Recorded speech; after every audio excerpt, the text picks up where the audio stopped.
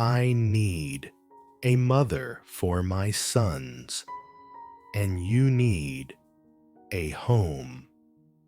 CEO proposed to teacher.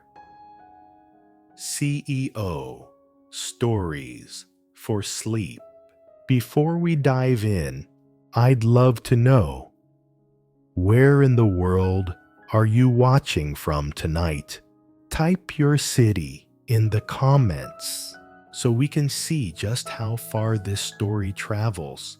And when we reach the end, I challenge you to rate it from 0 to 10, because this one might just touch your heart in ways you don't expect. Now, let's begin. That morning, on a snow-covered street in Montana, a young teacher clutched a worn-out suitcase. In a single day, she had lost her job and the little room she called home. It felt as if fate had turned cruel. And yet, in the middle of a blizzard, a moment of grace arrived. She knelt in the snow, unwrapping her last woolen scarf to bandage the wound of a stranger's child. That child was no ordinary boy. He was the son of a widowed millionaire CEO, and only hours later, the cold, powerful man would speak the words that would change her life forever. I need a mother for my sons, and you need a home.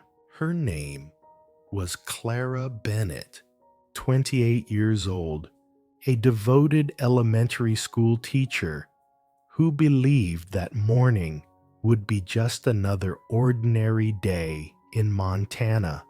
But sometimes, destiny doesn't knock gently at the door. It crashes down like a verdict. Inside the teacher's lounge, under the harsh flicker of neon lights, the principal's voice fell heavy, metallic, and cold. Clara, I'm sorry. Budget cuts. Your contract ends today. 3 years of teaching, 3 years of pouring her love into every handmade card her students drew, swept away in 10 minutes of packing. She walked out with nothing but a frayed canvas bag and a broken heart. All she wanted was to return to her tiny rented room and catch her breath. But on the wooden staircase, her landlord stood with a man in a gray suit, holding fresh papers in his hand. I've sold the building. You have 48 hours to leave. In less than one morning, Clara had lost both her livelihood and her shelter. On a snow-bitten street, she dragged her heavy suitcase behind her, each step sinking into the drifts of white. Now pause for a moment. Put yourself in Clara's shoes. If, in just a few hours, you lost both your job and your home, what would you do? Share your answer in the comments below. I'd love to hear from you. What Clara didn't know was that those trembling footsteps in the storm were leading her toward a fateful encounter with a widowed CEO whose life would forever intertwine with her own. Part 1. A fateful encounter. The first snowflakes of the season drifted down over Montana that afternoon, light as a bridal veil, spread across the sky. But within the hour, The northern winds, rolling down from the Bridger Range, turned fragile flakes into a blinding white wall. The main street, usually lively, now held only a few hurried figures, each step a battle against the wind that cut into bare skin. Clara Bennett dragged her battered suitcase along the icy sidewalk, just evicted from her rented room. She pulled the collar of her coat high, but the cold pierced through anyway, reminding her she had nowhere safe left to go. In her hands, she clutched a silver-gray wool scarf, a cheap gift she had once bought for herself at the school fair. Tonight, it was the last thing holding warmth against her skin. One day, just one day, and it took everything away. The thought echoed in Clara's mind as she stumbled forward, heart heavy, head spinning with questions. Where would she sleep tomorrow? How would she begin again? A police siren cut through the storm. A loudspeaker blared from a cruiser at the corner. Residents, seek shelter immediately. The blizzard is intensifying. Clara turned toward a shortcut that would take her to an old friend's house, when suddenly out of the curtain of snow, a small figure darted into view. "Watch out," Clara cried, her heart lurching.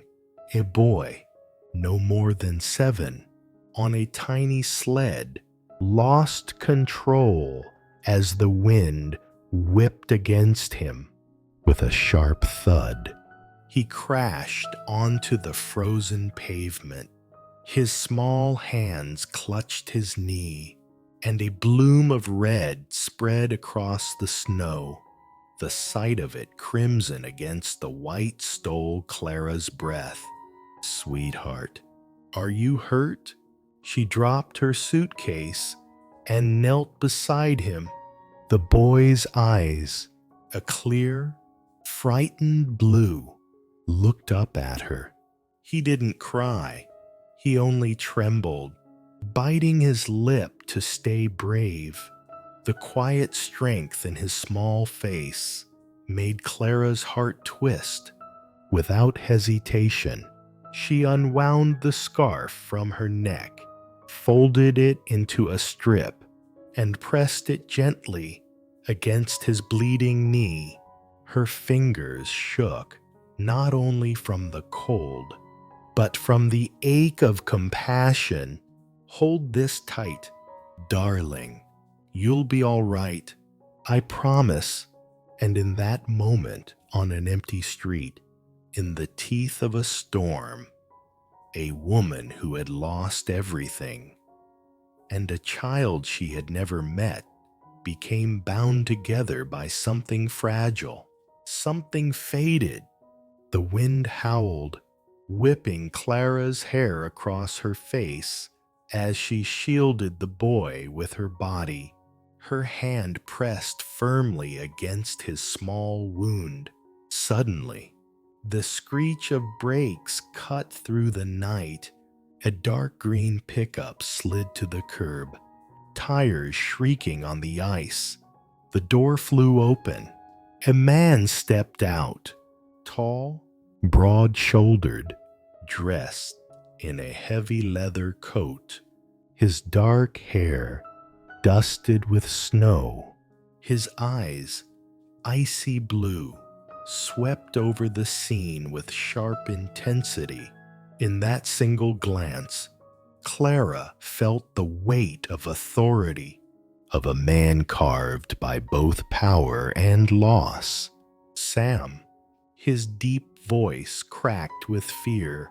He dropped to his knees, gathering the boy into his strong arms. "Papa, the boy whispered, caught between pain and relief. Clara's breath caught. This wasn't just any man. This was his father. He fell. Clara explained quickly, her voice trembling. I only used my scarf to stop the bleeding. The man inspected the makeshift bandage. The bleeding slowed. Good. His gaze flicked back to her, steady and unreadable, though a flicker of warmth stirred beneath its chill. Thank you. Just 2 words. Yet the way he said them, solid, weighted, like a promise, made Clara's throat tighten. The cruiser's voice echoed again through the storm. Main road is closing. Find shelter immediately.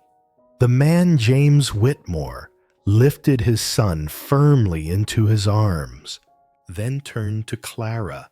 His eyes studied her, as if weighing whether she was someone he could trust. Where are you going in this weather? Clara froze. How could she admit she had no place left to go? Her silence and the lone suitcase abandoned on the curb spoke for her. James exhaled, his jaw tightening, as he glanced at the storm swallowing the street. Then, in a voice that allowed no argument, he said, "Come with me. If you stay here, you'll freeze. My ranch has fire and blankets. When the storm passes, I'll take you back to town." For one fleeting second, Clara felt herself standing at a crossroads. Out there, the merciless storm. Here, a man whose presence was both commanding and unknown eyes, cold as ice, yet carrying a spark of hidden warmth. Her heart pounded. She knew this moment would change everything. The truck door slammed shut, cutting off the scream of the wind. Inside, the air smelled of leather and frost, still cold, but safer than the world outside. Clara sat stiffly in the passenger seat, clutching her suitcase as if it held her whole life. In the back, little Sam nestled into a thick blanket, eyes fluttering closed. Though he kept glancing at Clara for reassurance, James started the engine. The truck rumbled forward, tires crunching on packed snow. His large hands gripped the wheel with precision, his face set in unwavering focus. In the dim glow of the dashboard, Clara dared a glance at him. Strong jaw, straight nose, pale eyes that glinted whenever the headlights cut through the storm. He radiated self-control. Yet behind that composure lingered shadows of loneliness. "Will Sam be all right?" Clara asked softly, her voice quivering. James kept his eyes on the blizzard ahead. "He's tougher than he looks. Just a scrape. But the storm..." He shook his head. "That's not so forgiving." Clara bit her lip, staring at the snow, striking the glass like endless arrows. Every mile carried her farther from the town she had known, into a future she could not see. Then his voice came low and steady. "A woman alone, with no place to go out here. That's a death sentence." The blunt truth cut like the wind, yet underneath it, she sensed concern. Clara hugged her suitcase closer. Do you think I chose this? Today, I lost my job and my home. I have nowhere left. Silence filled the cab, broken only by the wipers beating back the storm. James glanced at her, and something in his eyes softened just enough to see her strength beneath the weariness. I'm James Whitmore, he said at last, as though anchoring her with his name. Whitmore Ranch is 15 miles from here. You'll be safe there. The name struck her. Whitmore, the family behind one of Montana's largest agricultural empires, a millionaire CEO. And here she was, riding beside him in the dead of night. A thought pressed against her chest. A woman who had lost everything, a man of wealth, widowed and alone. Why had fate thrown them together in the middle of a storm? The boy in the back clutched her blood-stained scarf in his tiny fist, even in sleep, and Clara realized perhaps this night was not the end, but the beginning of a new home waiting beyond the storm. At last, the truck turned down a private drive, pines bent under heavy snow, branches groaning as the wind howled through them. A wooden sign glowed in the headlights, Whitmore Ranch. Beneath the carved name, a delicate sprig of lavender. Clara's breath caught. Lavender in the heart of wild Montana. The truck rolled to a stop before a great timber house, its steep roof thick with snow. Golden light spilling from every window. Smoke curled gently from the chimney, a promise of warmth against the night's fury. James stepped out first, cradling Sam. Clara followed, clutching her suitcase, her pulse quickening as though she were stepping across a threshold into another life. The door opened. Heat and firelight washed over her. Honey-colored wood floors, soaring oak beams, and a stone hearth blazing with red flames. But what struck her most was the fragrance. Lavender, soft, sweet, lingering in the air. In jars on the table, in sachets tied with purple ribbons, embroidered even on the curtains. It wasn't just a house. It was memory, tenderly preserved. A boy of 9 appeared on the staircase, eyes the same blue as his brothers, but older, guarded. Papa, is Sam okay? Just a scrape. James reassured, before nodding toward Clara. This is Miss Clara.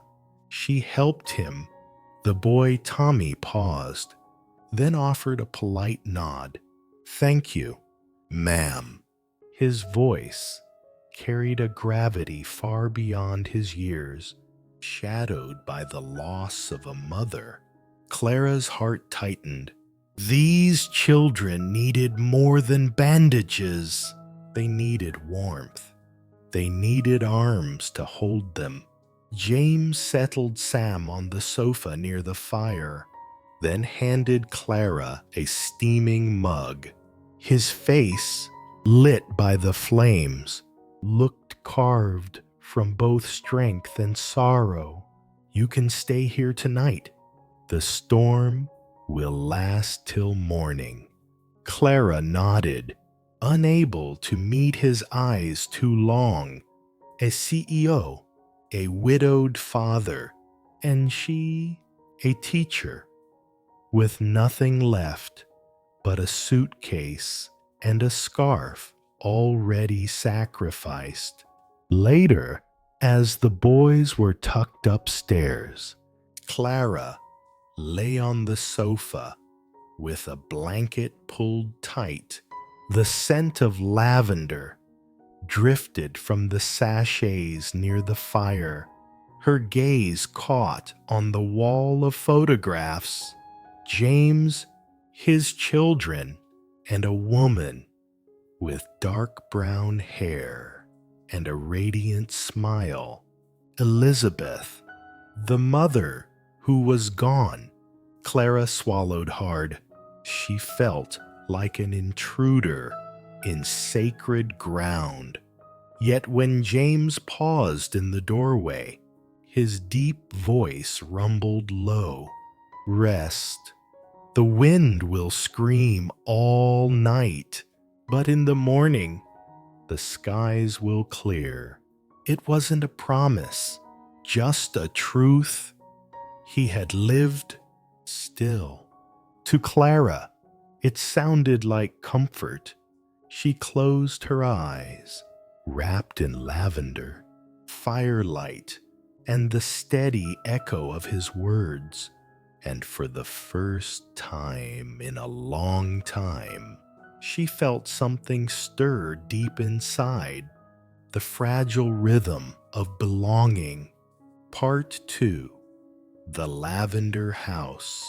Clara awoke to a flood of pure white light streaming through the wide window. The storm had passed, yet Montana remained wrapped in an endless sea of snow. Drifts piled thick along the wooden fence. The old pines sagged under their heavy coats, and the sky shone a crystal blue, clear as glass. Downstairs, the fire in the hearth still glowed. On the small table beside her, a steaming cup of coffee waited. Clara lifted it with both hands, warmth seeping into her chilled fingers. She turned. James stood at the window, arms folded, sunlight tracing the hard lines of his face. He said nothing, only gave a brief nod, like a man long accustomed to silence. Yet it was that silence itself that spoke. This house bore its own quiet laws. No noise, no chaos, only order, restraint, and a sorrow too deep to name. Thank you for letting me stay, Clara murmured, her voice rough. James's eyes flicked from her face to the cup in her hands. In a storm, everyone needs a roof. That's all. So simply spoken, yet to Clara, who had lost both job and home in a single day, the words carried a weight far from simple. Light footsteps pattered down the stairs. Tommy and Sam appeared, hair tousled, racing toward their father. Tommy clung to James's side, while little Sam plopped down next to Clara, his bright eyes brimming with curiosity. "You're still here, Miss Clara?" he asked, wide-eyed. Clara smiled, brushing back his messy hair. "Yes, at least until the snow melts," Sam giggled, while Tommy stood back, silent, his gaze sharp with quiet caution. He was his father's son, strong, but already carrying too much. The whole house was filled with the gentle scent of lavender, floating like a mist of memory. Clara wondered why. Why was it everywhere? Lavender was only a flower, and yet its fragrance tugged at her chest. making her heart ache. She sensed it then. Soon, she would step through a door that led straight into this family's hidden past. And when she did, another moment of destiny, a tsukuyomi would unfold. After a breakfast of toast and honey, Tommy offered to help Clara fetch more blankets for the living room. He was quiet, yet so polite and grown beyond his years that Clara could not refuse. They walked together along the upstairs hall, walls lined with photographs.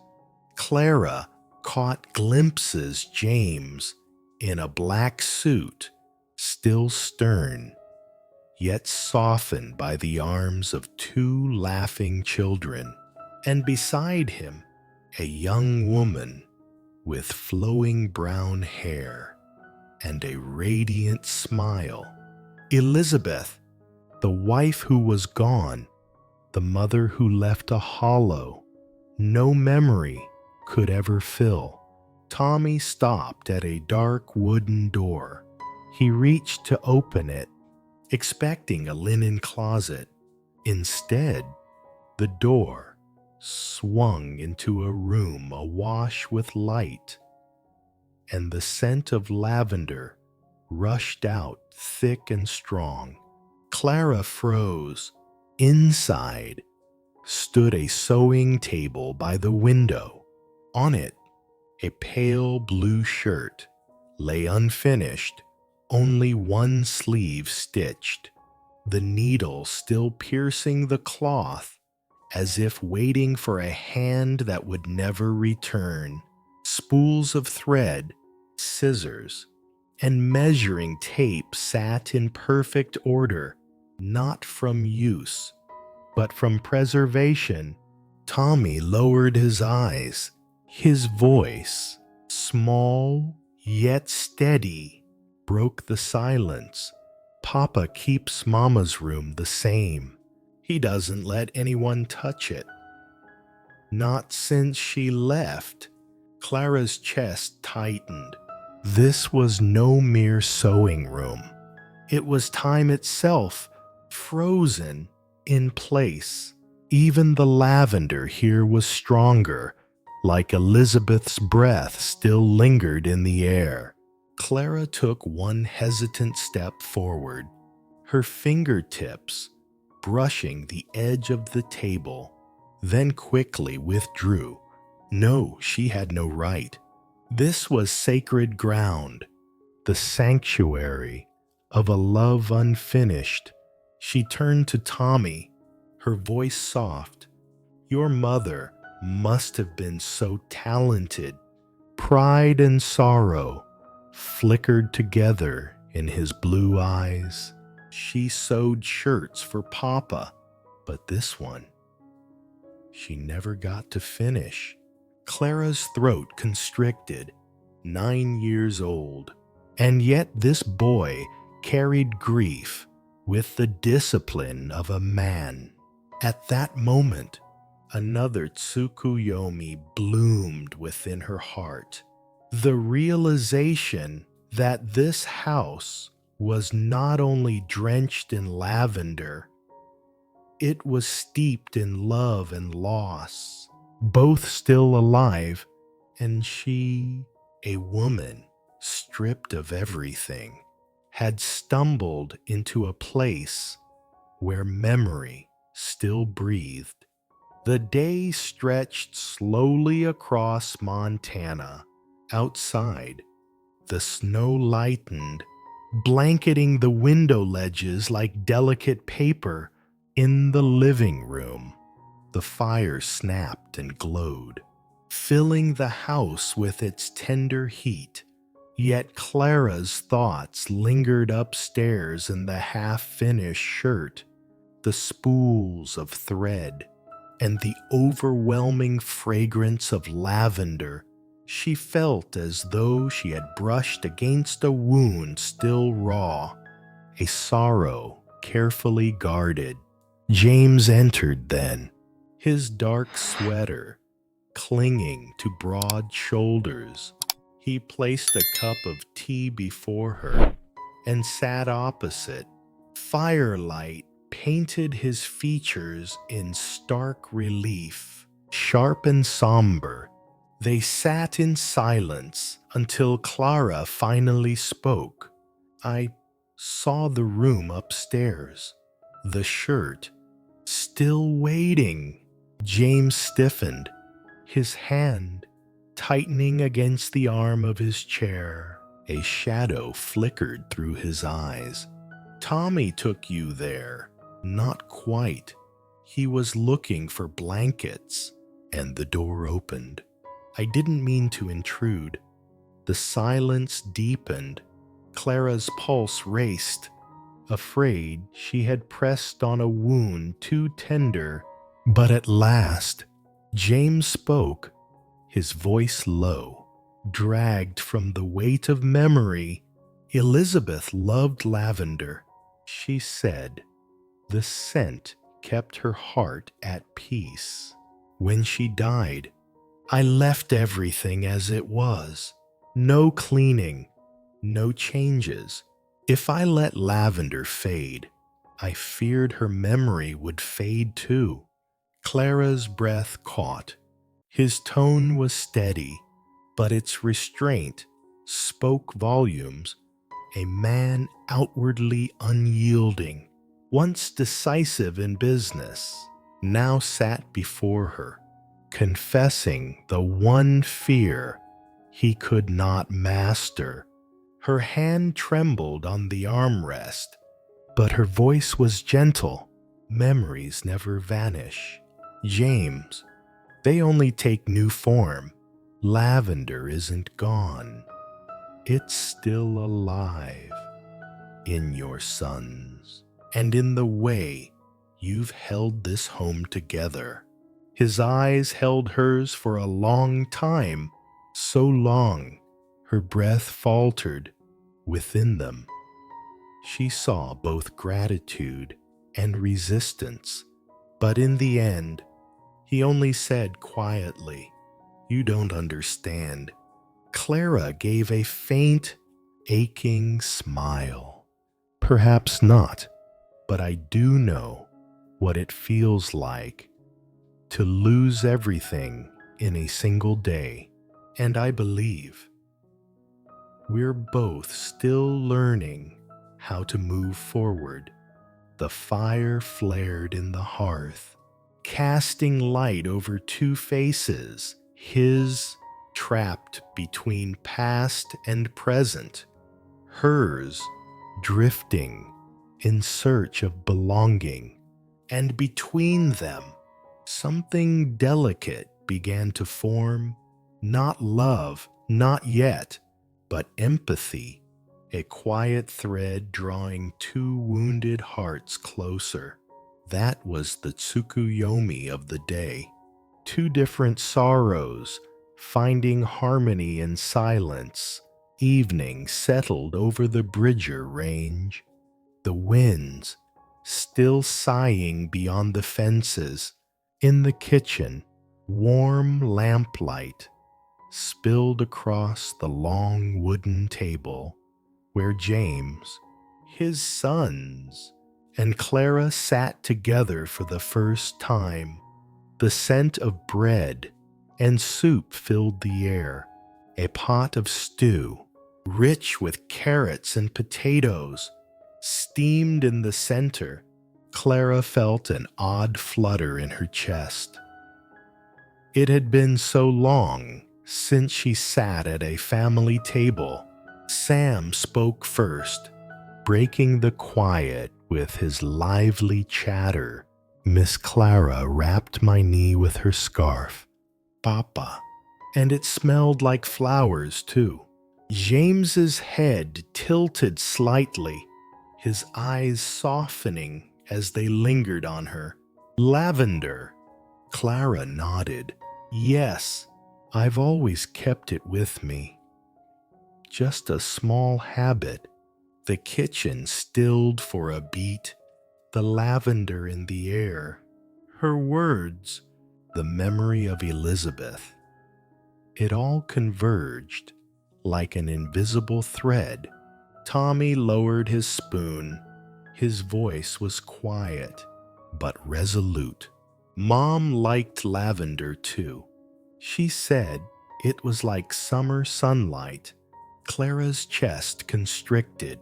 9 years old, speaking with the weight of a man, his blue eyes, a mirror of James's, carried not only strength, but longing. Clara gave him a tender smile.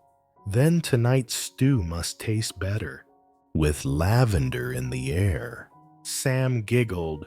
Tommy arched a brow, and for a fleeting second, James's lips curved just slightly, but enough to shift the weight in the room. All through dinner, Clara watched the way James spoke to his children. He didn't say much, but every word was firm, measured, an attempt to teach them resilience. His sternness, paradoxically, was his way of loving deeply, and Clara thought, a man that strict must have loved too much and lost even more. When the meal ended, Sam tugged at her hand. Miss Clara, will you read us a story tomorrow? Papa doesn't do the voices right at all. Laughter filled the table, even James letting out a rare, low chuckle. For that brief moment, the house became a family again.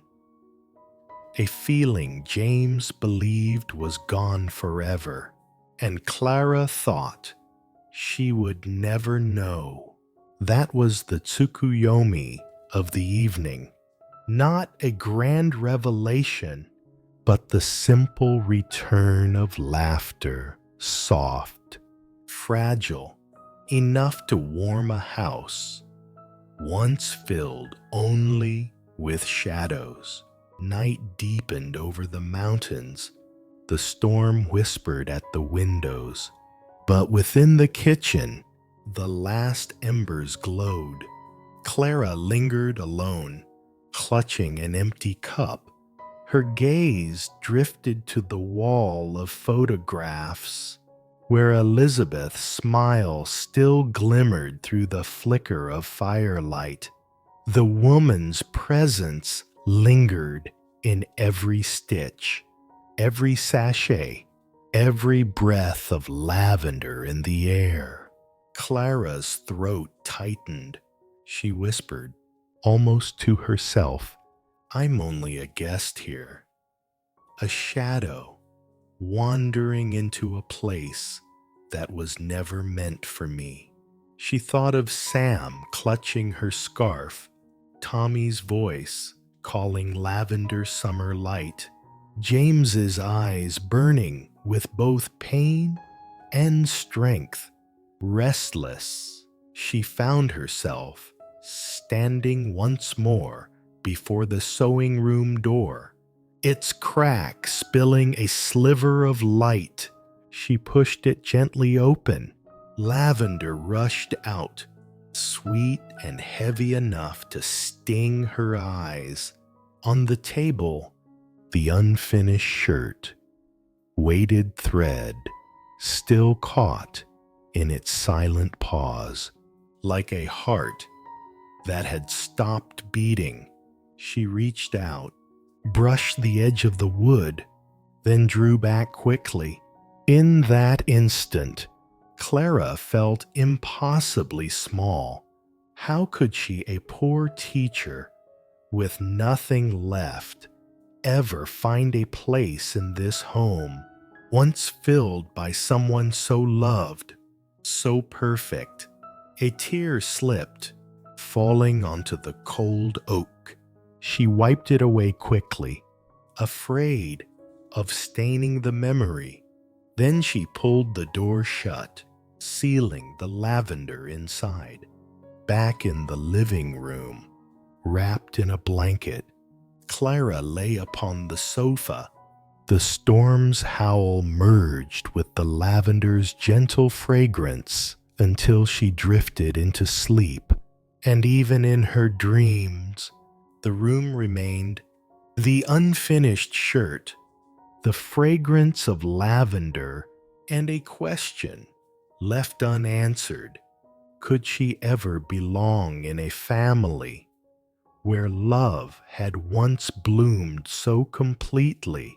That was the Tsukuyomi of the night, the moment a woman realized that to step into another's heart, she must first face the living shadow of the past. Part 3. Stepping into a new life. Morning broke as still as a blank page. In the concrete-floored garage, faint scents of machine oil and pine lingered. Clara rolled up the wide door, letting in the cool white light.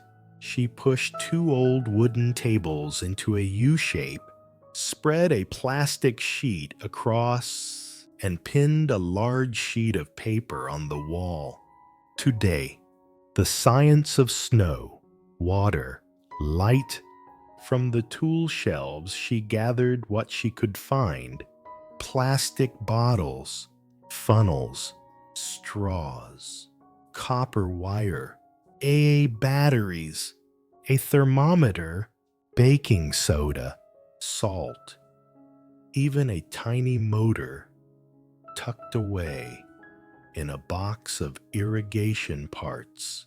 A sachet of lavender in her pocket gave off its quiet fragrance, softening the harsh smell of metal. Sam came dashing in first, eyes sparkling, his knee neatly bandaged. Tommy followed, calm and observant, like a young judge.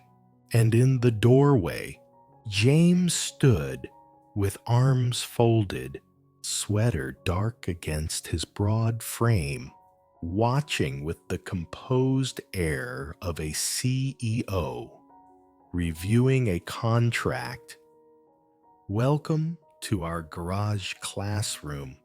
Clara smiled warmly. "Today, 3 experiments. No grades, just curiosity." She filled 2 cups with snow, sprinkling salt into one and baking soda into the other, then slipped in the thermometers. Sam pressed his cheek against the rim of a cup and laughed at the icy air. "This one's melting faster," he shouted.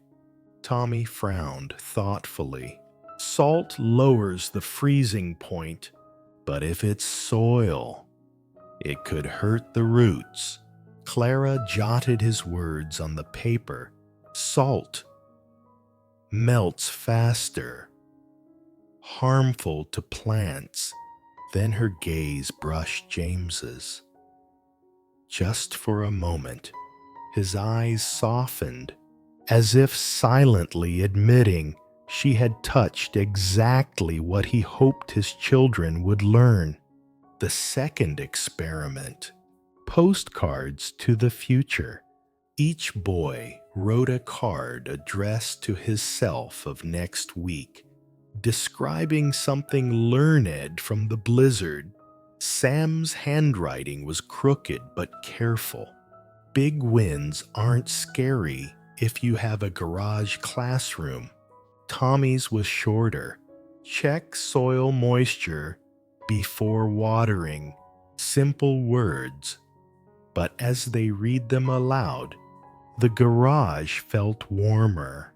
Then came the last experiment: rainfall on the field.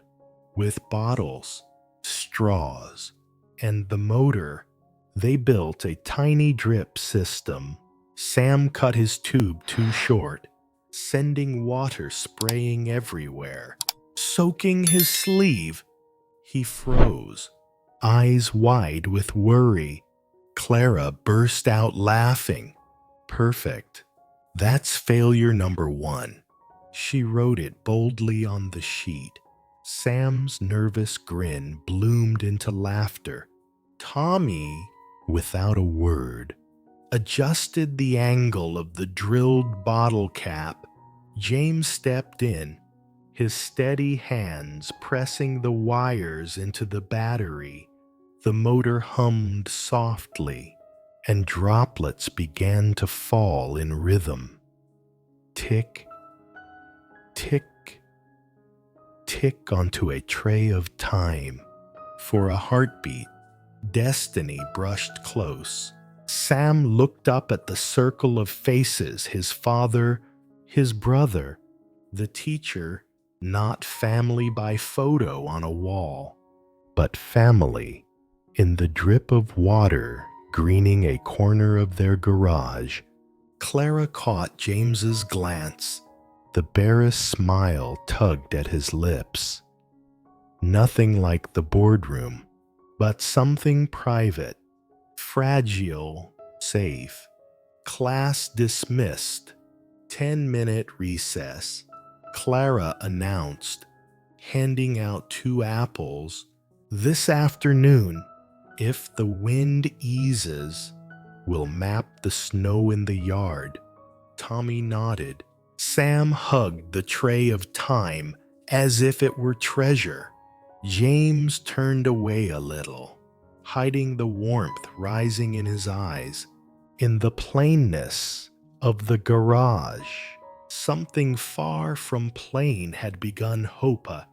By afternoon, the wind had softened, the sun broke through, laying a pale golden wash across the snowy fields. Clara wrapped her scarf tight and opened the back door, leading the boys out into the yard before the horse stables. Snow rose to their knees, every step pressing deep prints into the white. Today, we'll draw a snow map. This will be the biggest classroom in the world. Clara laughed, driving a stake into the ground. As the marker, I'll make the roads, Sam cried, dragging a stick across the snow in winding lines like rivers. Tommy was steadier, planting pine branches as symbols for forests. Clara followed, encouraging, letting Sam make mistakes, then guiding gently. If a road ends, we can connect it to another river. Life is the same. Sweetheart, when you hit a dead end, you find another path. Sam's eyes lit up, as if someone had turned on a light inside. From a distance, James stood with his hands in his coat pockets. His face remained solemn, yet his eyes softened, watching his sons play. Clara caught that look, and her heart clenched. This man cold, driven, a leader of men, now simply stood as a father, reclaiming a piece of his soul. When the map was nearly finished, Sam tumbled into the snow, laughing, arms spread wide. Miss Clara, look.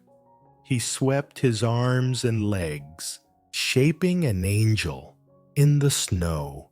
Clara knelt, joining him, carving wings beside his. Sunlight spilled over the field, turning the white into glitter. Tommy hesitated, then lay down, creating a third angel on the porch. James stopped still. 3 snow angels side by side. It was as if the world whispered, family can be made from the simplest things. He closed his eyes for a moment, breathing deep, holding the vision in his chest. When he opened them, Clara was looking back. Neither spoke, but the string between them drew tighter. That was the Tsukuyomi of the afternoon. In the frozen yard, fragile angels etched a promise that hope could rise even from the coldest ground. Night fell. Whitmore Ranch buried under its winter coat. In the living room, firelight painted the wood-paneled walls with a warm glow. Sam curled under a plaid blanket with his old teddy. Tommy sat upright, a book in his lap the snowy day. Though he hadn't opened it, "Miss Clara, you read," Sam begged sweetly. "Papa doesn't do the voices right." James arched a brow. He was about to object when Clara's soft smile answered for her. "All right, but only if you sit still." She opened the book. Her voice flowed gently, like a lullaby, telling of a boy in a red cap exploring the snowy day, following footprints in the white. Sam giggled, eyes shining. Tommy pretended to study the page, but his shoulders eased, his lips twitching as if hiding a smile. James sat silent, his blue eyes reflecting the fire. Clara's voice filled the room, warmer than any flame, when she changed her tone playfully. At the part where the boy toppled snow from a tree onto his head, Sam burst into laughter. Even Tommy leaned closer, drawn in despite himself. Closing the book, Clara whispered, "Snowy days may be cold, but hearts always find warmth. As long as you never walk alone." Sam wriggled into her lap, sighing. "I want you to read every night." Tommy said nothing, but the look he gave Clara was different now, less wary, more trusting. James watched. For a flicker of time, he almost saw Elizabeth, yet not as a replacement. Clara was not her, she was herself, and in her own way, she was bringing light back into the house. As the children leaned against her, laughter lingering in the air, James realized this was the first time in years the house felt alive again. He drew a deep breath and said quietly, "Thank you for bringing laughter back to this home." Clara looked up, startled, caught by his gaze, and in that moment, fire burned not only in the hearth, but in a corner of his heart he thought had gone dark forever. The next morning, Clara went to call Sam from his room. The door was ajar, white light spilling from the snow outside. Inside, Sam crouched on the floor, pulling small bundles from a drawer. 6 lavender sachets tied with old ribbons. "Sam," Clara whispered. He startled, spinning to hide them, wide-eyed. "Nothing. It's nothing." Clara knelt, her voice gentle. "You don't have to hide. I only want to understand." His small hands trembled, slowly letting go. His voice came out thin, broken. "Mom made these. They smell like her. Once, a babysitter told me not to keep old stuff. She tried to throw one away, so I hid them here." Clara's chest ached.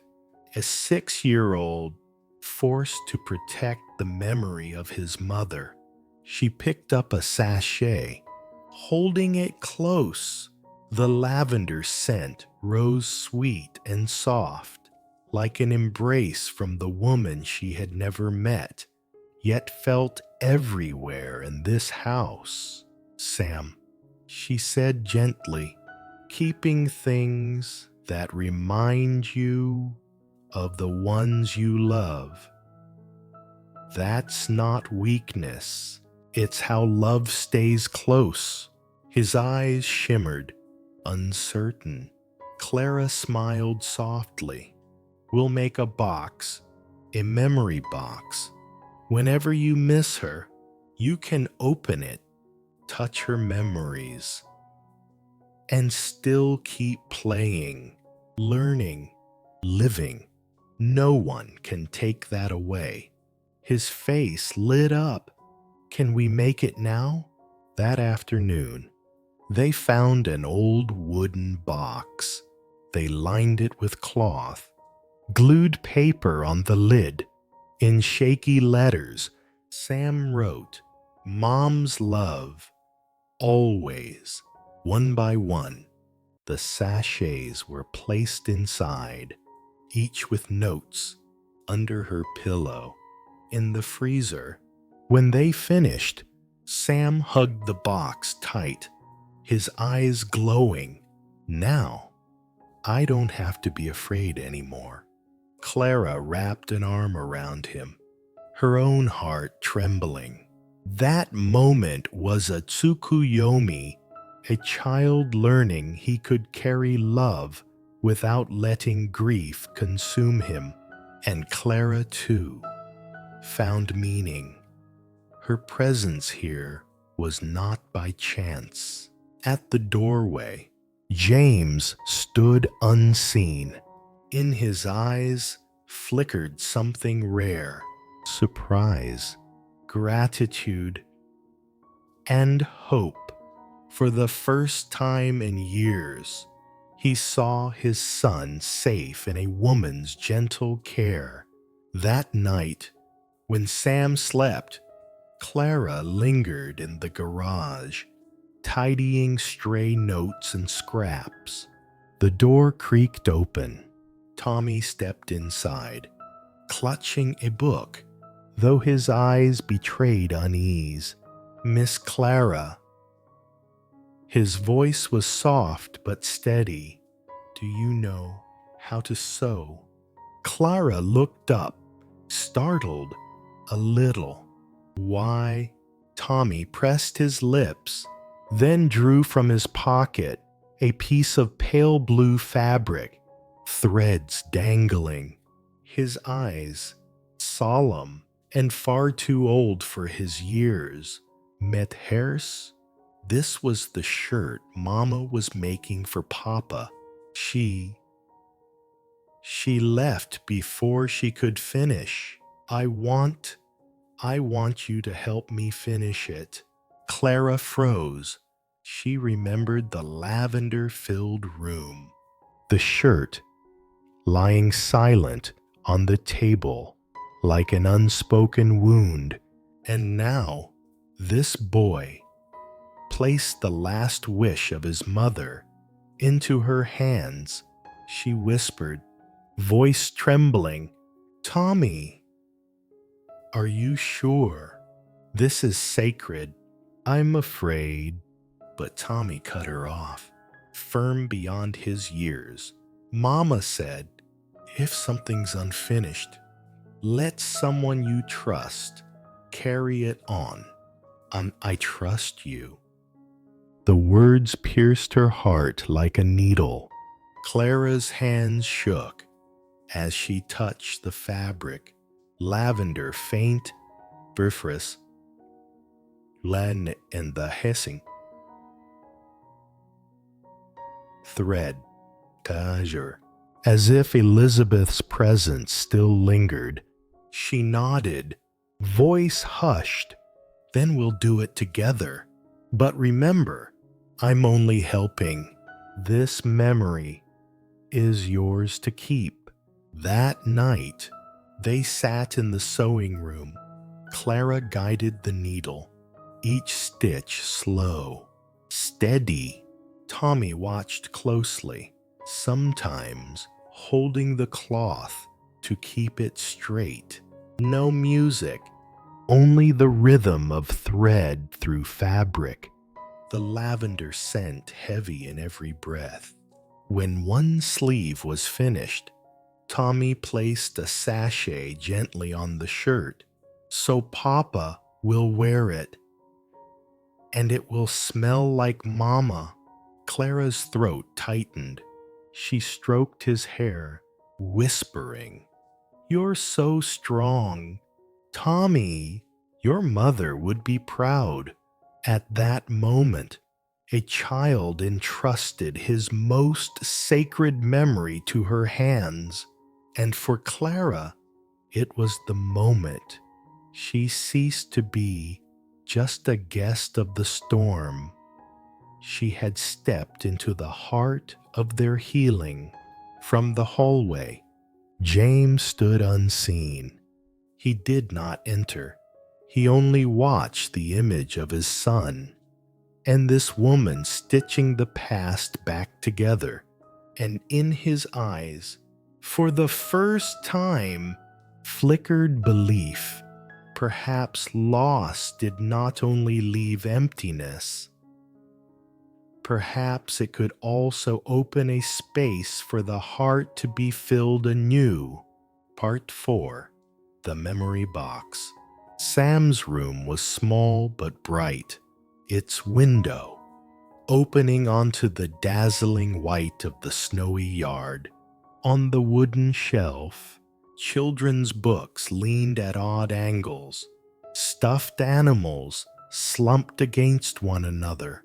Blankets still tangled from an afternoon nap. In the corner, Sam sat cross-legged, clutching a handful of lavender sachets in both hands. His eyes flickered between resolve and fear. Clara lowered herself beside him, setting down a wooden box she had found in storage. It wasn't new. The edges darkened with age, the surface lightly scarred. But when she placed it in front of Sam, his eyes lit just a little. "This box will be a new home for your memories," Clara said, her voice as soft as a lullaby. "A safe place where no one can take them away." Sam gripped the sachets tighter, shaking his head. "But if I put them inside, what if I can't smell them anymore? What if Mama's scent disappears?" Clara's heart tightened. She reached out, laying her warm hand gently over his. "Sam, scents may fade, but love does not. This box won't just hold lavender. It will hold the stories you tell, the memories you write down. That's how love is kept safe. It never disappears." Sam's eyes brimmed with tears. He lifted one sachet to his nose, breathing deeply, as if to drink in every trace of lavender. "Mama used to keep this one under my pillow. Every night, she said the smell would keep bad dreams away." Clara swallowed hard, her hand squeezing his. "Then let's write that down and place it in the box. That way, every time you open it, you'll remember. Mama protected your dreams." A single tear slid down Sam's cheek. He nodded. "Will you help me?" Clara smiled through her own wet eyes. Of course, in that moment, she knew this wasn't just about saving a few keepsakes. It was about giving a child the belief that his mother's love had never left him. The moment Sam feared the scent would vanish, And Clara assured him, love never fades. That was the first step toward healing. Clara spread a stack of cream-colored slips before him and placed a blue pen in his hand. The box sat open, lined with soft cloth. She had stitched together, one by one. Sam placed the sachets inside, his gaze hesitant, as if letting go meant losing his mother. Each one has a story, Clara whispered. Tell me, and we'll write them down. So your mama will always be here. Sam bit his lip, then opened the first pouch. Lavender drifted sweetly through the room. This one, Mama kept in the winter closet. She said winter was cold, but lavender kept hearts warm. Clara wrote his words slowly, handing the slip for Sam to sign. His messy, childish scrawl, Sam sealed it. The second sachet. Sam's voice dropped to a whisper. Mama put this under my pillow. When I had nightmares, she said, breathe it in. It will chase away the dark. So Clara's pen wavered. A tear slipped onto the page, smudging the ink. You're crying, Sam asked, startled. She quickly smiled, brushing it away. Sometimes grown-ups cry too, Sam, but those are tears of love. Quietly, Sam placed one sachet into her hand. Then you keep one too. If I ever forget, you'll remind me. The gift pierced Clara's heart. A child who had lost so much now entrusted her with his most sacred memory. That was a tsukuyomi, when trust itself became the vessel of love. They continued writing. Mama hung one in the car, so the road never felt too long. She kept one in the kitchen drawer, said lavender, kept the house fresh. Each note was a fragment of memory, and slowly, the wooden box filled not just with sachets, but with Sam's shaky handwriting, Clara's tears, and the quiet bond growing between two souls who had once been strangers. As the sun dipped behind the Bridger Range, amber light filtered through the window onto Sam's face. Before him lay the filled box, lavender sachets nestled beside handwritten slips. Clara sat silently, watching him breathe easier. Sam smoothed a hand over the lid, sighing in relief. It's done. This is Mama's new home. Clara smiled, resting a hand on his shoulder, not to replace her, but to keep her always with you. Sam's eyes glowed with sudden thought. I want Papa to see, so he'll remember Mama too. Clara's chest ached. She knew this wasn't just about sharing. It was Sam offering James a piece of his own soul. Together, they carried the box downstairs. James had just ended a call, his phone resting on the table. Surprise flickered in his eyes as Sam walked forward, holding the box with unusual gravity. Papa. Sam's voice trembled, but steadied. Miss Clara and I made this so Mama never disappears from our house. He set the box on the coffee table, nudging it toward his father. James froze, his hand tightening. Slowly, he lifted the lid. Lavender poured out, sweet and piercing. Inside, the sachets lay in order, each with slips of paper. Mama put this under my pillow to chase nightmares. Mama hung this in the car so the road wouldn't feel far. Reading the words, James's eyes glistened. His strong shoulders trembled. For the first time in front of his son, he did not hide his grief. He pulled Sam into his arms, holding him tight. His voice was hoarse. "Thank you, son. Thank you for keeping Mama here for me." Clara stood nearby, tears slipping freely. In that moment, James wasn't a CEO, but a widowed father, learning how to receive love from his child. When Sam whispered, "Mama's still here, Papa," it was the moment love rose above loss, healing both young and old hearts alike. Night fell.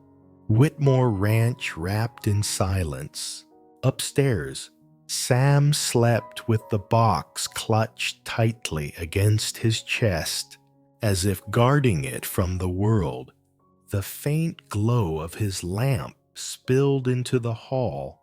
Clara lingered at the doorway, her heart aching at the sight. Downstairs, James sat alone by the fire. Flames flickered across his face. Strong yet weary, beside him, the memory box sat open, lavender filling the room with tender fragrance. Clara joined him quietly, sitting across for a long while. Neither spoke. Then she said softly, "Sam was afraid if the scent faded, Mama would fade too. But today, he was brave enough to share that with you." James nodded slowly, eyes deep as Montana's frozen lakes. "I thought keeping everything of Elizabeth exactly as it was would make them feel safe. But I forgot memories aren't things. They live in the way we remember." And tell them, Clara, today, you helped Sam teach me that. It was the first time he spoke her name so gently. Clara stilled, her heart thudding. She gave a faint smile through damp lashes. "Truth is, Sam taught us. I only wrote down the story he told." Silence stretched, warm and heavy. James reached forward, resting his hand on the wooden box. His fingers trembled faintly, but his voice was firm. "Thank you for giving this house a new breath. No one can replace Elizabeth, but you've helped me see the past doesn't have to be a chain. It can be a foundation." Clara's chest swelled, her throat tightening. Their eyes locked between the fire, the lavender. Two strangers were no longer so far apart. That moment was another Tsukuyomi. The instant James admitted the past no longer shackled him. It anchored him. Not just a thank you to Clara, but a rare confession to his own heart. Clara whispered, smiling gently, "Sometimes, to move forward, all we need is someone willing to name the pain and help us keep it safe inside a box." James said nothing more, But in his eyes, Clara saw a tenderness he no longer tried to hide. The house sank deeper into quiet. Outside, snow tapped against the windows. Inside, the fire burned low, leaving only faint embers. Clara and James sat together, the memory box between them, lavender lingering like a prayer. A soft creak on the stairs made Clara turn. Tommy stood there, taller than his years, his eyes clear, yet heavy. He didn't scold or retreat. He only walked forward, gaze shifting from the box to his father, then to Clara. "Papa," he said, voice steady. "I saw everything. Sam with the box, you crying, and I miss Mama too." James stiffened, searching for words, but Tommy had already turned to Clara, his young face resolute. "Miss Clara, I want to ask you something." Clara tilted her head gently. "Anything." Tommy drew a deep breath, then pulled from his pocket a pale blue fabric, its edge still threaded, the stitches unfinished. His eyes shimmered, equal parts, strength and sorrow. "This was the shirt Mama was making for Papa. I don't want it to stay unfinished. Will you help me finish it?" Clara froze. Lavender from the box wrapped around them, heavy as memory. James sat rigid, his eyes clouded with pain too deep for words. Clara touched the fabric, the needle still clinging to the seam, as if waiting for a hand to return. Her voice trembled, but held resolve. "If you're certain, I'll help. But this isn't just sewing, Tommy. It's continuing your mother's love, and I promise I'll keep it." As she began, Tommy's lips pressed tight, but his eyes shone with faith. "I trust you." In that moment, a child who had carried too much placed his faith in a woman who had arrived as a stranger. It was no longer about a shirt. It was the thread tying past, present, and future. James watched, his throat aching. Clara was no longer a passerby swept in by a storm. She had become part of the fragile work of stitching broken hearts back together. Part 5. The unfinished shirt. At the far end of the upstairs hallway stood the sewing room. Its dark wooden door seemed to guard a secret, closed off for years. When Clara and Tommy pushed it open, the fragrance of lavender poured out, richer here than anywhere else in the house. It was more than a scent.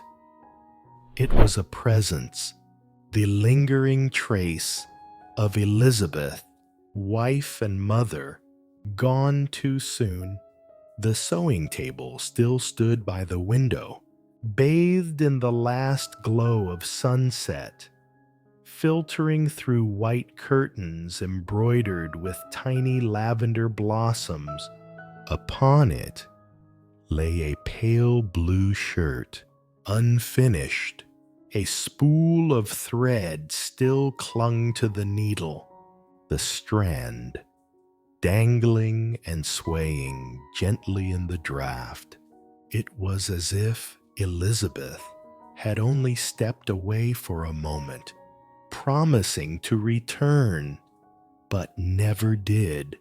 Tommy approached slowly, his hand trembling as he laid it on the fabric, fingertips brushing as though touching his mother's skin. His voice quivered. Papa always kept this room the same.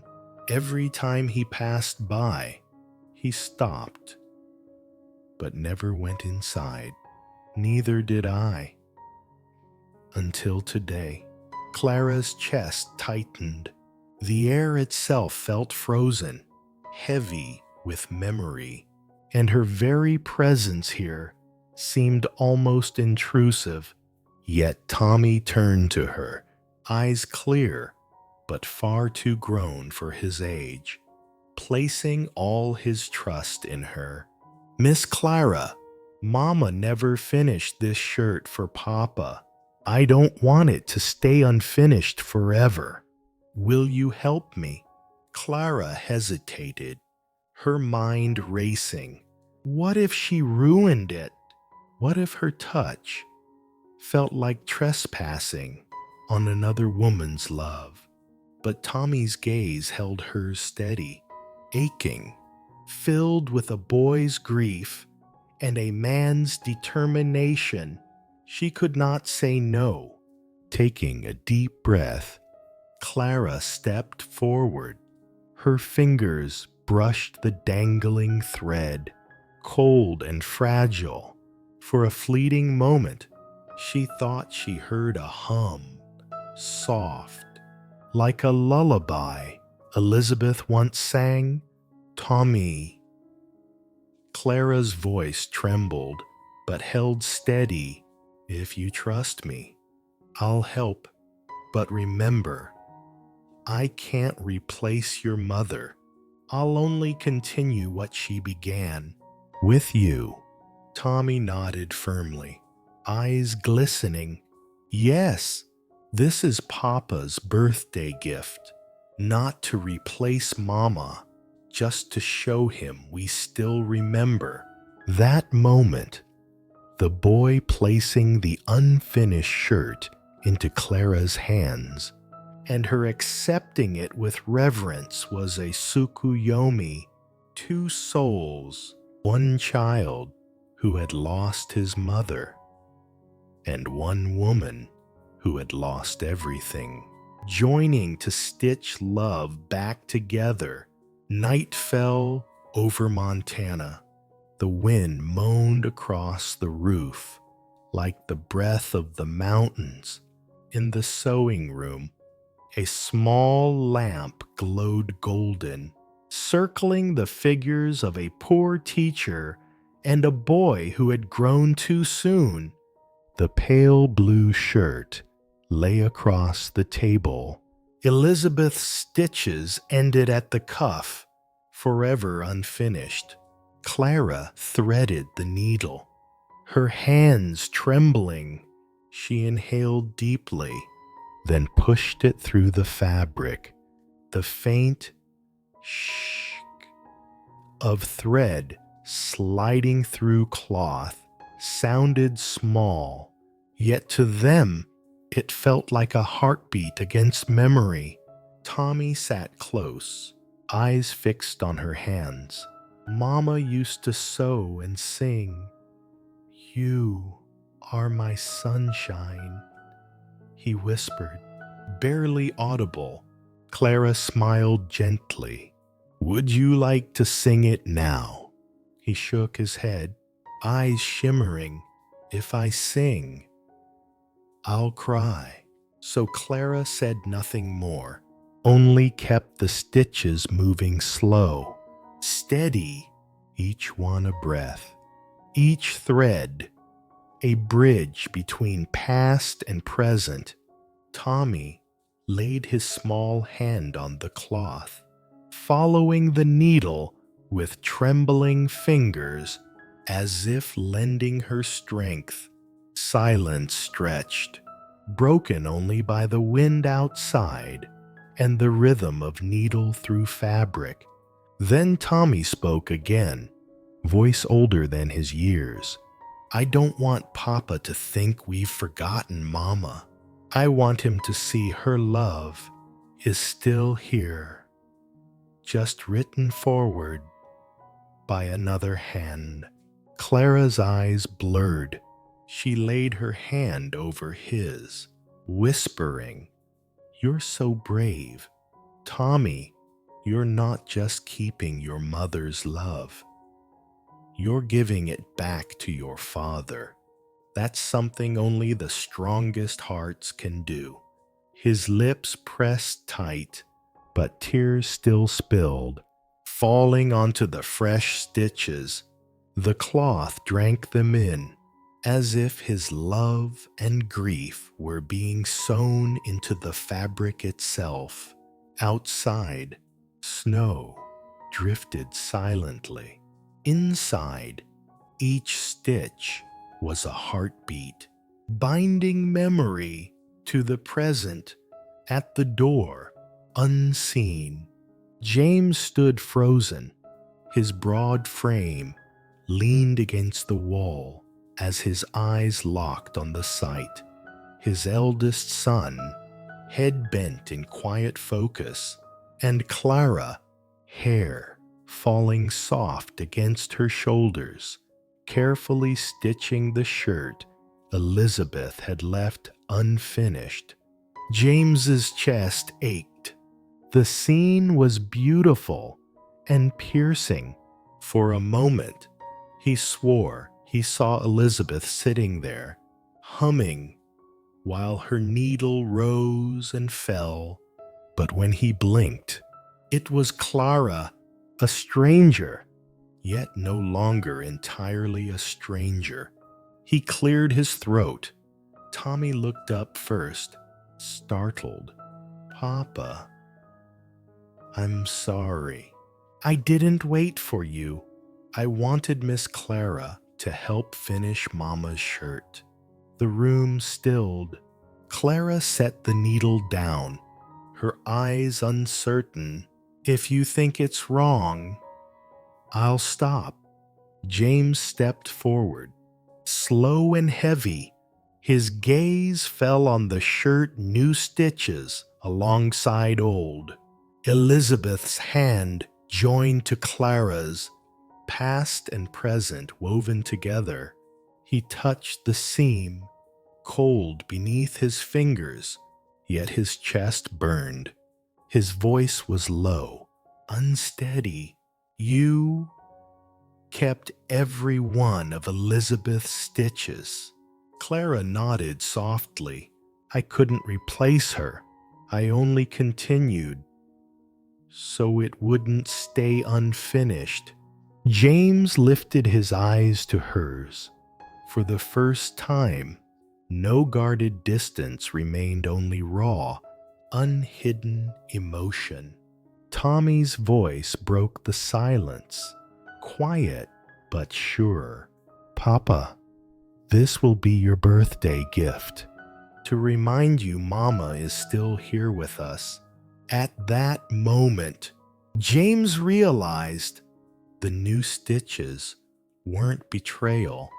They were healing. The love of Elizabeth hadn't been erased. It was being carried forward. He sank into the chair beside them, his voice rough. "Thank you for keeping her love alive in that lavender-scented room. Father, son, and a woman, once a stranger, sat together, patching not just cloth, but the torn fabric of their hearts." Later that night, the house grew quiet. Snow brushed against the windows in soft waves. James had taken Tommy to bed, leaving Clara alone in the sewing room. The lamp glowed softly. The shirt lay waiting. Clara picked up the needle again, stitch after stitch, steady and tender, each one a heartbeat, each one a promise. Her shadow stretched long across the wall, fragile yet steadfast. She closed her eyes, and for a moment she thought she heard a faint voice singing, "You are my sunshine, my only sunshine." Clara whispered into the lavender-scented stillness, "Elizabeth, I'll never try to replace you. I only want to finish what you began, so your children and James no longer live with an open wound." Tears slipped, dotting the cloth, soaking into the seam. With them, she made her vow not to take, but to preserve, not to erase, but to help carry love forward outside. James lingered at the doorway, unseen. He watched Clara's shoulders tremble, yet her hands steady as they worked. His chest tightened pain, gratitude, something unnamed. That was the Tsukuyomi. Clara's tears sewn into the shirt, transforming it from a relic of loss into proof of love continued. By morning, Montana shone clear after a night of snow. Sunlight glittered on rooftops and fences, the world fresh and pure. In the sewing room, the pale blue shirt was finally complete, the seams neat, the fabric soft, holding within it the breath of two women, Elizabeth, who began it, and Clara, who carried it forward. Clara folded it gently, laying it in a small wooden box. Tommy added a lavender sachet from Sam's memory box, whispering, "So Papa will always remember Mama." Clara smoothed his hair, voice thick with emotion, and so he'll know love still surrounds him. Even in the harshest winter, that evening, the house filled with the smell of baked bread and hot soup. James entered the dining room, unaware of what awaited. Once everyone was seated, Tommy and Sam rose together, lifting the wooden box in both hands. "Happy birthday, Papa," Tommy said, voice trembling but clear. James froze as they placed the box before him. Slowly, he opened it. Lavender rose into the air. The completed shirt lay inside. His eyes widened, throat tightening. He touched the fabric, fingers tracing the stitches, Elizabeth's and Clara's. "Papa, Mama started it," Tommy whispered. "Miss Clara helped me finish, not to replace her, but so you'll know we still remember." James's composure broke. He pulled both sons into his arms, holding them fiercely. His voice cracked. "Thank you, my boys. Thank you for keeping her with us. And thank you," his gaze lifted, "finding Clara, for giving me the strength to face this memory." Clara smiled through tears. She knew then she had stepped deeper into this family's heart, not by promises or grand gestures, but by patient stitches, by honoring memory, by quiet love. James pressed the shirt to his chest, eyes blurred with tears. His whisper trembled into the silence. "Elizabeth, I'll never forget you, but today I finally have the courage to smile with our memories." And in that moment, past and present wove together, opening the way for a New Future. Part 6, Cruel Rumors. That morning, Montana was bathed in a rare golden light after the storm.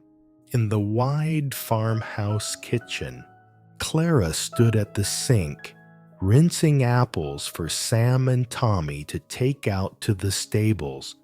The boys' laughter rang through the halls, bright, innocent, untouched by the world beyond. James had just finished a business call when he stepped in, his usual reserved expression in place. He was about to sit when his phone buzzed again. A stream of urgent notifications. His jaw tightened as he opened the screen. His face darkened instantly. A tabloid headline screamed back at him. Widowed CEO, James Whitmore, no longer alone. Mystery woman, seen at his ranch.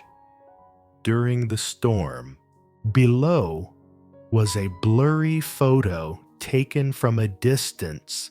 Clara on the porch, cradling Sam in her arms, hair falling loose, eyes full of worry as she comforted the boy after his fall on the first day they met. A moment of tenderness twisted into evidence of scandal. James's grip hardened on the phone. His jaw clenched. Clara noticed the shift, drying her hands on a towel. "What is it?" she asked softly. Wary, he hesitated, then held out the screen. Her breath caught, her face flushed hot, hands trembling as she read the vicious comments beneath. "Quick, isn't he? We've barely gone, and already a new woman. Teacher, please." She's just clinging to a CEO for survival, replacing the late wife. Pitiful for the children. Each word cut like a blade. Clara stumbled back until her spine pressed against the cold counter. Shame, outrage, and grief tangled in her chest. Sam and Tommy tumbled in, apples in hand. "Papa, why do you look so upset?" James snapped the phone shut. His voice even nothing. "Go on out to the horses." When they had gone, Clara whispered, her voice breaking, "I only held a child who was hurt." How could they twist that into something filthy? James met her eyes, his own flickering between fury and compassion. "Clara, don't let their poison define you. They don't know you. This is the work of someone who wants to break me." Her eyes filled with tears. The gentle embrace of a teacher had been turned into a public accusation. And in that instant, the warm kitchen, filled with golden light, seemed colder than any storm. The rumor spread faster than the snowstorm itself. Within hours, the tabloid photo was on blogs, gossip sites, and even the local morning news. Headlines blared across the screen. "Wealthy widower finds a replacement. Mystery woman moves into Whitmore Ranch. Millionaire CEO. James Whitmore's new flame." The comments were crueler still. "She's just a poor teacher looking to climb the ladder." Those poor kids, forced to call a stranger mother. Clara sat in the corner of the living room, gripping her phone until her knuckles turned white. Each notification felt like another wound. She had known what it was to be overlooked, even pitied, but never to be stripped bare and humiliated this way. Tiny footsteps padded down the stairs. Sam clutched his teddy bear, blue eyes wide and innocent. "Miss Clara, at school," they said on TV. "I have a new mom. Is that true?" The question shattered her. She dropped to her knees, pulling him into her arms, her voice shaking. "No, Sam, I'm not your new mama.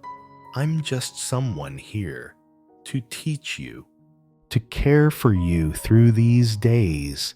You already have a wonderful mother, and no one will ever take her place." Sam pressed his face into her shoulder, whispering, "I miss Mama, but I want you to stay too." On the staircase above, Tommy stood silently, his face far too solemn for his age. Clara caught his gaze and nearly broke, but she swallowed her tears. The children needed steadiness, not more fear. Just then, James entered, his face carved from stone, a thick folder clutched in his hand. He had just come from meetings with his lawyers. Seeing Clara at the foot of the stairs, holding Sam, Tommy standing guard above, something in him cracked.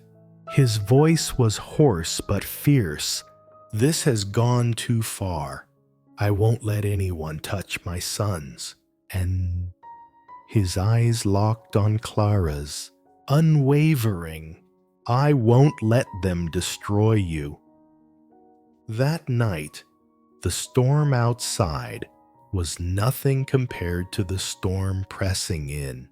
Clara sat curled on the sofa, untouched tea cooling in her hands. James entered, his coat damp, his face taut with hours of strategy and damage control. He lowered himself across from her.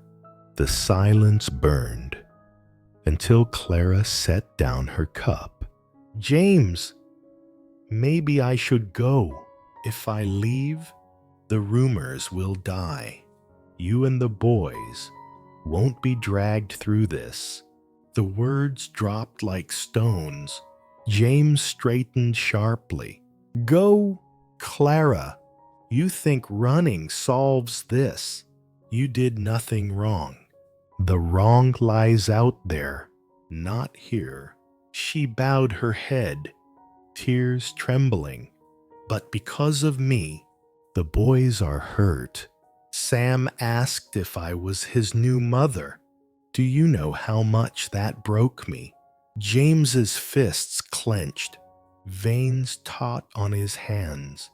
His voice was rough but steady. "I know." And I saw Tommy's eyes too, how he tries to hold the weight in silence. "But Clara," he paused, breathing deep. "Don't turn your kindness into guilt. My sons need you, and so do I." She shook her head, tears spilling. "You don't understand. I've lived my whole life as the unwanted one, the one left behind, but I can't bear the thought of that stain falling on your children. They've already lost their mother. They deserve protection, not more wounds." Her shoulders shook. James moved beside her, his hand steady on her shoulder, his voice low and rough. "Clara, you don't have to carry this alone.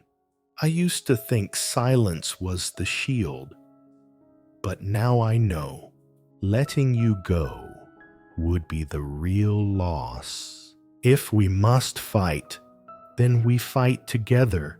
Clara lifted her tear-streaked face, meeting the fierce certainty in his gaze. Firelight leapt across them, both pain and resolve, side by side. The next day, Montana's sky was gray, heavy clouds pressing low.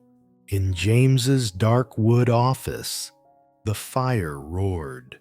Clara stood by the window, hands entwined, staring at the falling snow. The door opened. A tall, sharp-eyed woman in her 40s strode in. Margaret Fairfax, James's trusted advisor. She set her bag down, speaking without preamble. "James, the rumors hit the financial press. If we don't address this, the stock and our partners will feel it." Clara turned, startled. Margaret's gaze met hers. Frank, not cruel. "Clara, I know you didn't ask for this, but the media doesn't care about truth. They care about a story, and right now you're it." Clara's hands tightened. Her voice was small but firm. "I'm just a teacher who lost her job. I never wanted this spotlight. If I leave, it ends." Margaret sighed, stepping closer, her voice softening. "You think leaving will stop them? When Elizabeth was alive, they said she was too fragile, too much a city girl for a ranch. When she died, they said James should have protected her better. Clara, they'll always find a story. If you go, they'll call you the woman who broke the family and ran. If you stay, they'll call you ambitious.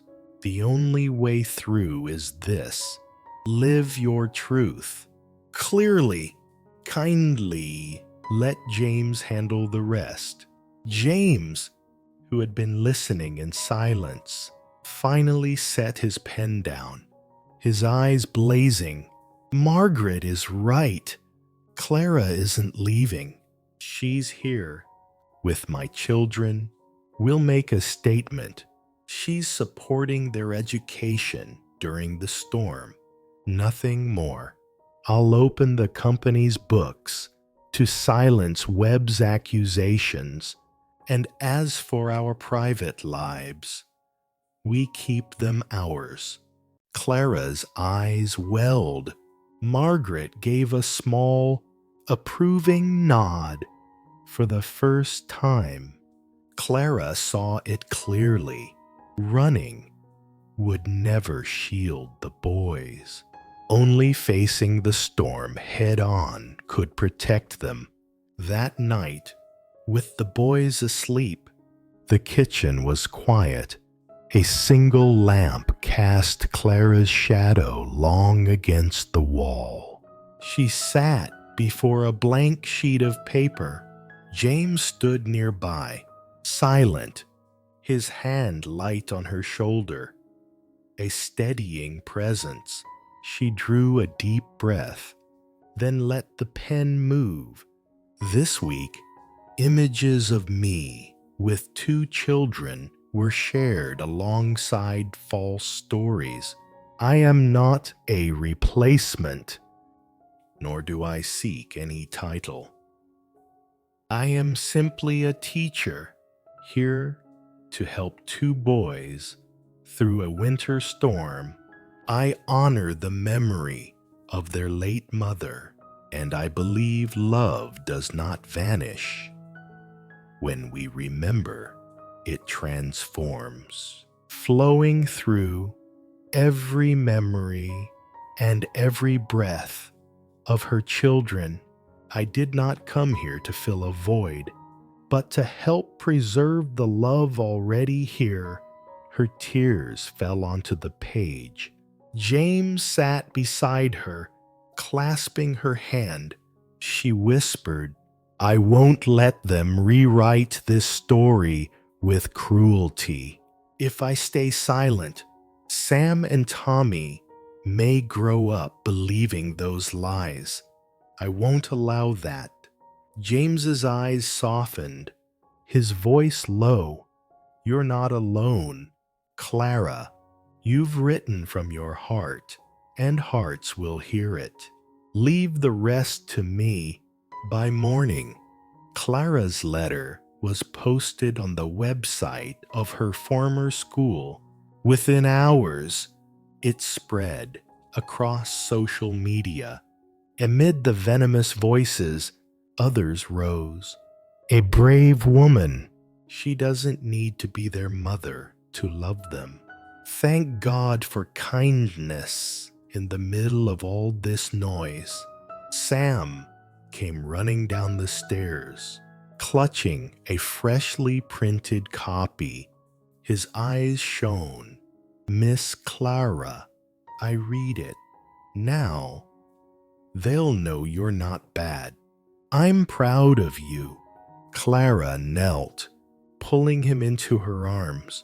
This time, her tears spilled not from shame, but from relief.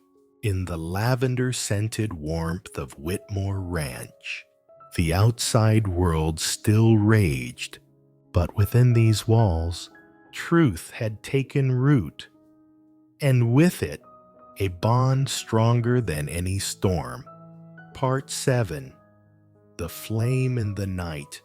The Montana night was so cold that every breath turned into thick, white smoke in the air. On the snow-covered hills, a pale crescent moon hung high, its silver light spilling down over a world that seemed quiet and serene. Clara had just lulled Sam to sleep, while Tommy was tucked away in the reading room. James sat downstairs in his office, still bent over stacks of company files. Suddenly, an unusual red glow slipped past the curtains.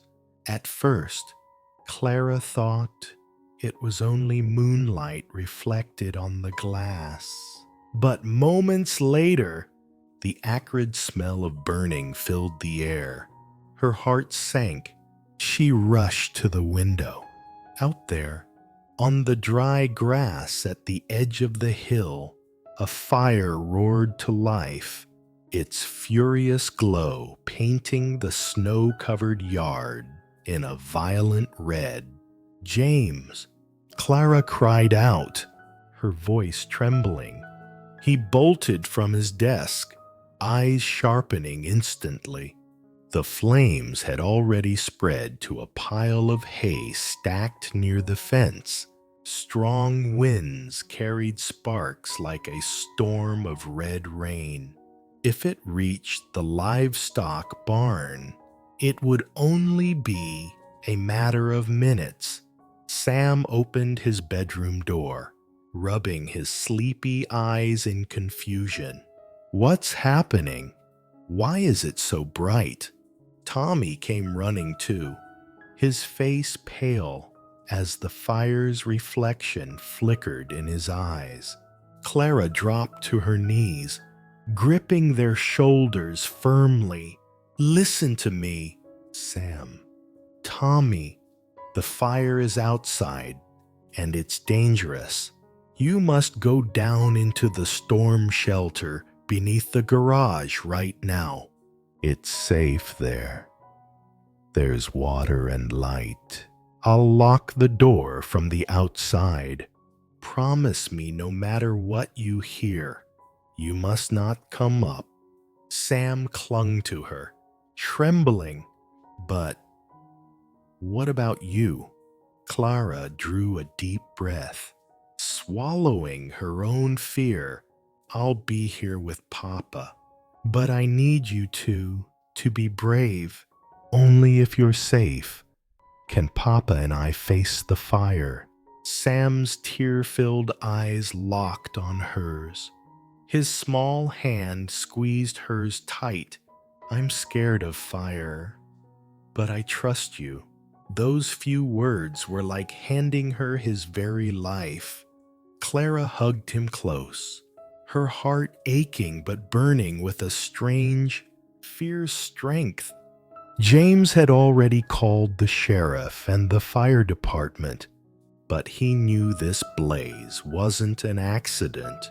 His heavy footsteps thundered down the hall, his voice sharp as a blade. Get the kids into the shelter. I'll keep the fire from reaching the house. Outside, the wind howled, feeding the flames that devoured the northern fence line. Whitmore Ranch was no longer a home. It had become a battlefield between survival and destruction. The wail of fire truck sirens was still distant, but the blaze had already risen into a wall of fire cresting the hillside. James ran into the yard, his figure thrown long and dark against the flames. He grabbed the emergency hose from the water tank by the barn, spraying hard against the fiery tide eating at the fence. Wind lashed back the spray, soaking him, but he stood firm, each movement resolute, his eyes blazing with determination. Meanwhile, Clara ushered Sam and Tommy into the underground shelter, built for winter storage. Its thick concrete walls held tools, water, lanterns, and a first aid kit. She locked the heavy door, her pulse hammering as the sounds of fire cracked and wind shrieked above them. Sam clutched his teddy bear to his chest, voice trembling. Miss Clara, what if the fire reaches us here? She knelt beside them, wrapping her arms around their small shoulders, her voice steady, though her hands still shook. It won't. This shelter is strong, and your papa is fighting out there for us. All we need to do is believe in him. Tommy grasped his brother's hand, his gaze grave and grown up. Sam, Mom used to say, when we're scared, we should think of the best thing we can. Think of the lavender fields. Remember, Sam nodded faintly, tears still brimming. Clara's chest ached as she watched them, proof that their mother's love still lived inside their hearts. Quietly, she pulled a small lavender pouch from her pocket, the one Sam had given her days ago. She pressed it into his palm. Breathe it in. Sam, this is your mother's scent, and when you breathe it, remember, her love is stronger than the fire outside. Sam closed his eyes, inhaling deeply. His small shoulders stopped trembling. For the first time since the fire broke out, Clara caught a faint smile tugging at the corners of his lips. Above ground, James battled on, his arms burning from the heat, but he refused to lower the hose. When the fire trucks finally roared through the ranch gates, red and blue lights flashing across the snow, he shouted hoarsely into the storm. Here, the fire started along the northern fence. Firefighters surged forward, uncoiling heavy hoses that unleashed torrents of water. The roar of collapsing flames mixed with shouted commands. In the flickering glow, James became one with them, unyielding, like a soldier at war. Below, Clara held the boys tightly, her heart hammering with every sound of engines, water, and men's voices.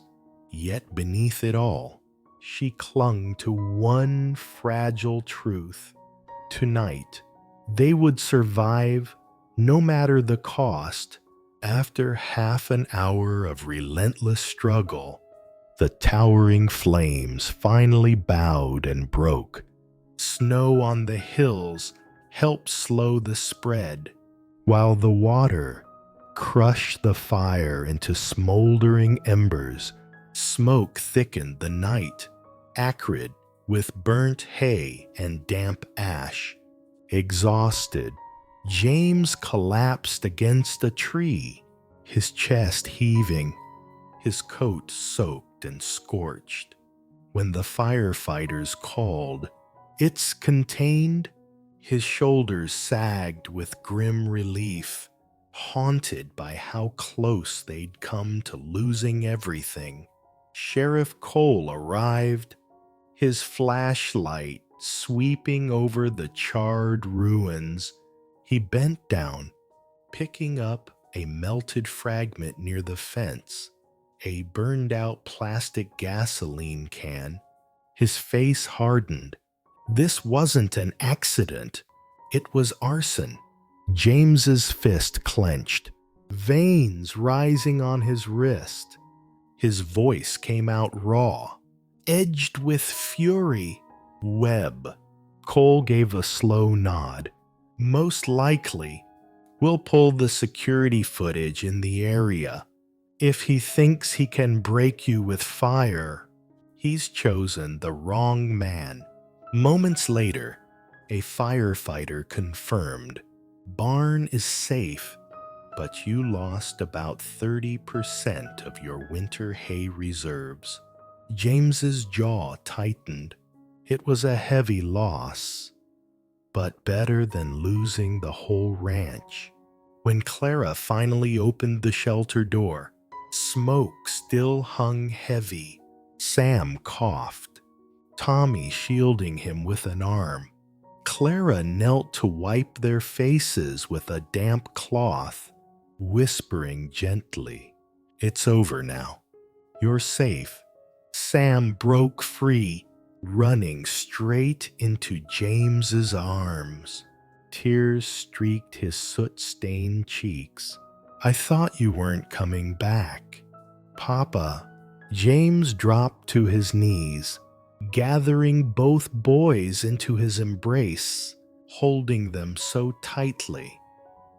It was as if he could etch the feeling of their living warmth into his very soul. Clara stood back, her eyes filling as she watched father and sons cling together in the haze of dying embers. For the first time, she knew with absolute certainty her presence here was no longer temporary. She was already part of this family, holding its fragile light against the darkness. The sheriff's voice broke through the moment, firm and steady. "James, Clara, this is only the beginning, but I promise we'll find the man behind this." Clara slipped her hand into James's.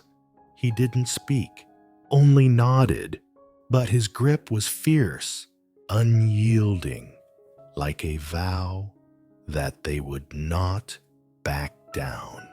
Though the flames were gone, the scent of smoke clung to every wall, every thread of fabric inside the wooden house. Clara led Sam and Tommy to the living room, offering warm water. Sleep tugged at their eyelids, yet they clutched her hands, afraid to let go. When James entered, shoulders broad and heavy with soot and exhaustion, Clara instinctively stepped to him, gently wiping his face and hands with a damp cloth. Her care startled him. He had grown used to standing alone. "You must change, or you'll catch cold," she said, her voice steadier than she felt, carrying the quiet strength of someone who bore more than her share. James looked at her, his weary eyes kindling with something unnamed. He gave a slow nod, exhaling a breath that sounded almost like surrender. A rare moment of allowing himself to be cared for. Later, with the boys finally asleep, Clara sank into a chair by the fading fire. Her hands still shook, the echoes of snapping timber playing in her mind. James came and draped a blanket around her shoulders. "Clara, if you hadn't been here tonight, I don't know what would be left," he murmured. She lifted her tear-reddened eyes. "You still have Sam and Tommy. You'll always stand for them. But James," she faltered, then confessed, "Tonight, I was afraid of losing you." Silence pressed between them, broken only by the hollow howl of wind. James bent closer, his scarred hand closing over hers. In his eyes, weary but glowing like hidden blue fire, burned his vow. "I won't let that happen. Not ever." Clara's tears spilled again, but this time, not from fear. They were tears born of something stronger, the raw honesty of a man who had finally laid his heart bare. That night, neither of them slept. They sat by the fireplace, watching embers fade into ash. Amid smoke and weariness, an unseen thread bound them tighter than before. Dawn came pale and gray, light falling across the scarred hillside, blackened and still smoldering. Whitmore Ranch bore a wound, but it had not fallen. Clara stood by the window, wrapped in a thin sweater, staring at the drifting smoke. Fear lingered in her chest, but so did a new resolve to protect this home, these children, and the man who had faced fire to keep it all. A knock rattled the wooden door.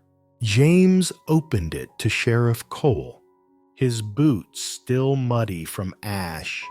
He laid a sealed evidence bag on the table inside, a melted fragment and a printed photo. We traced fuel residue in the ashes, and a nearby station camera caught a license plate. 2 gas cans, bought yesterday. It was Webb. The room fell cold. Clara's chest tightened as every suspicion locked into place. This fire had been no accident. It was an attack. James gripped the chair so hard his knuckles turned white. He couldn't ruin me in business, so he came to burn my home. His voice broke, torn between fury and grief. Clara stepped close, resting her hand on his shoulder. "But we're still here. The fire didn't take the most important thing." The sheriff watched them, his gaze steady. In the dim morning light, their joined hands glowed with something unbreakable. He nodded slowly. That's right. Webb can burn hay, but he can't burn the truth. And he'll never burn down a family. Clara's vision blurred with tears. But these were tears of strength. Cole's tone hardened. We have the evidence. Footprints, security footage. I'll get a warrant for his arrest today. James drew in a deep breath, his eyes fierce, yet lighter now. He turned to Clara, his voice low, steady. We don't have to live in fear anymore. He will pay for this. Clara met his gaze, her lips trembling into a fragile smile. What matters most is we're still here, together, and in that wooden house, scented faintly of lavender, even through the smoke. They knew no matter how cruel the world, nothing could destroy the strength of love, nor the bond of a family. Part 8. The Confession. The Montana night, after the fierce fire, fell into an uncanny stillness. Fresh snow blanketed the hills, reflecting the pale moonlight, as though the land itself had been wrapped in a vast shroud of mourning. Yet inside Whitmore Ranch, the last glowing embers in the fireplace gave off golden sparks, warm and steady, reminding them all that this family had endured the flames and still stood strong. Clara couldn't sleep.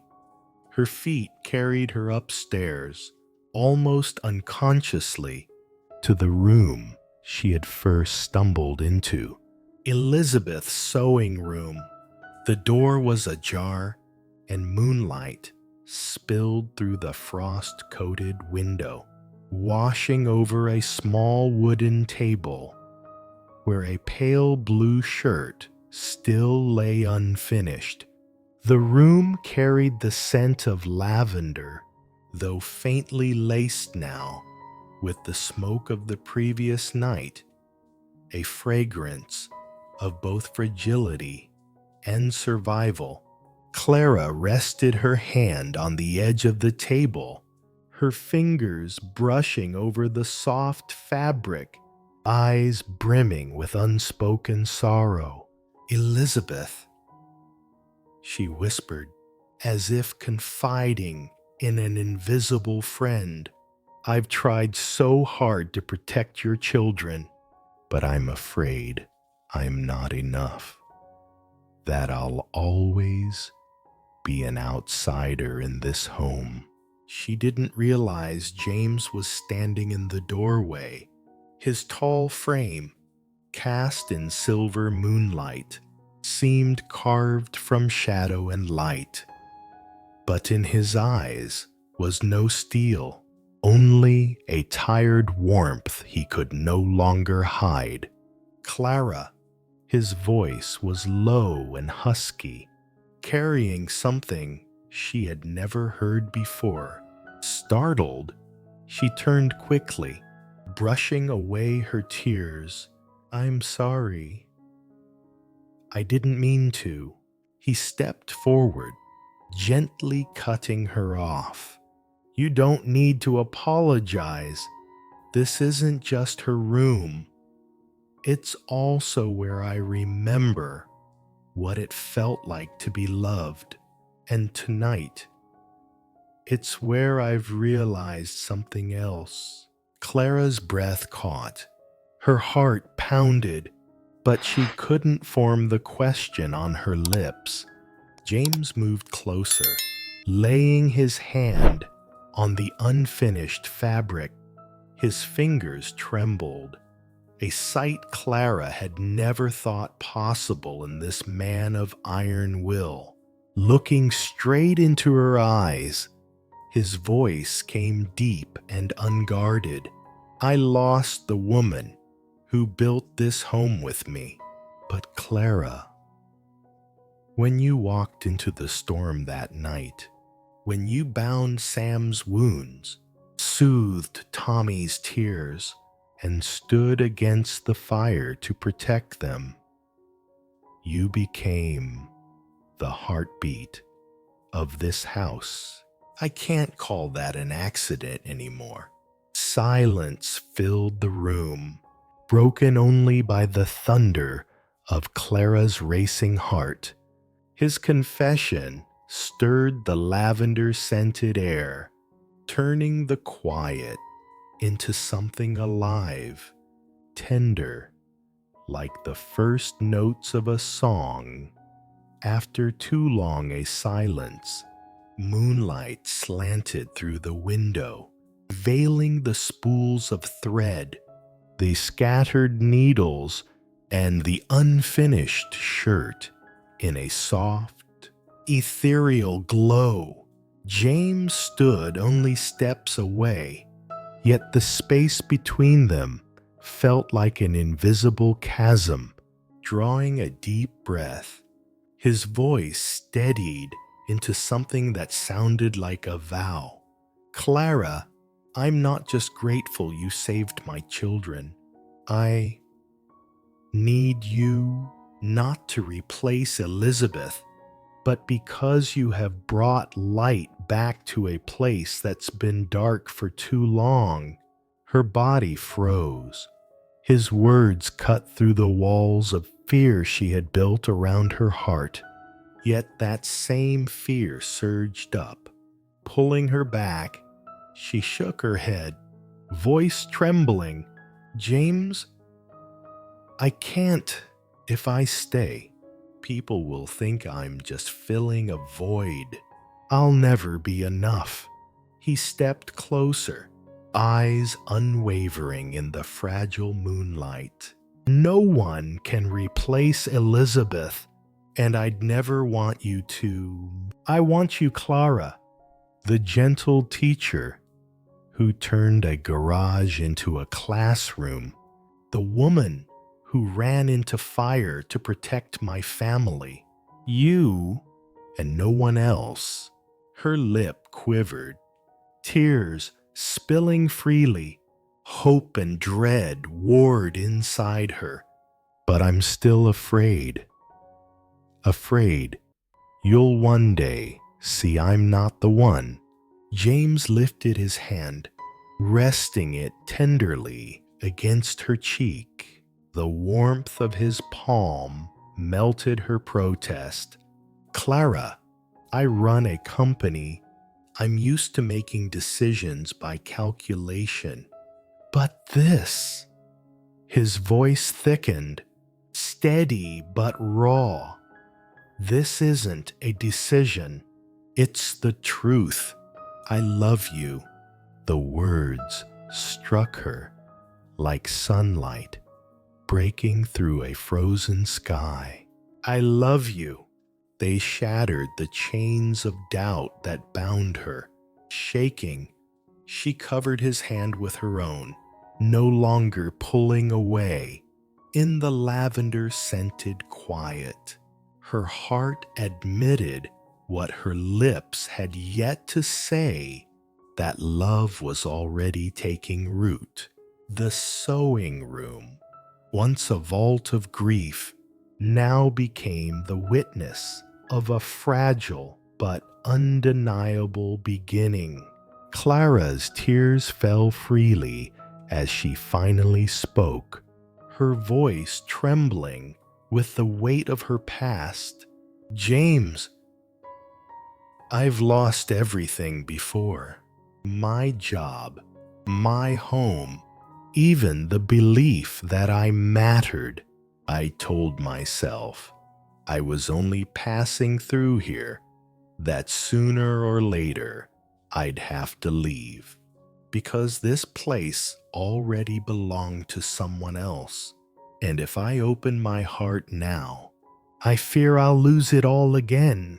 James's gaze softened with a compassion that was no longer that of a CEO, but simply a man who saw the woman he loved wrestling with old wounds. His grip tightened on her hand. Clara, loss leaves scars. I know. I once believed I could never love again after Elizabeth. But love isn't about replacing, it's about continuing. Elizabeth will always be part of me, but you. His voice broke, then steadied with deliberate weight. You're my present and my future. A shiver coursed through Clara. His words burned away the last of her frozen fear. Through her tears, her eyes began to shine. I can't promise I won't still be afraid, but I want to try. For you, for Sam and Tommy, for myself. James lowered his forehead to hers, holding her breath against his own. In that tender stillness, Clara knew she was no longer an outsider. She had crossed the threshold of fear, stepping fully into love and into belonging. Moonlight bathed them, tracing their shadows together against the lavender walls. A chapter had ended, and another was being written in the courage of two hearts.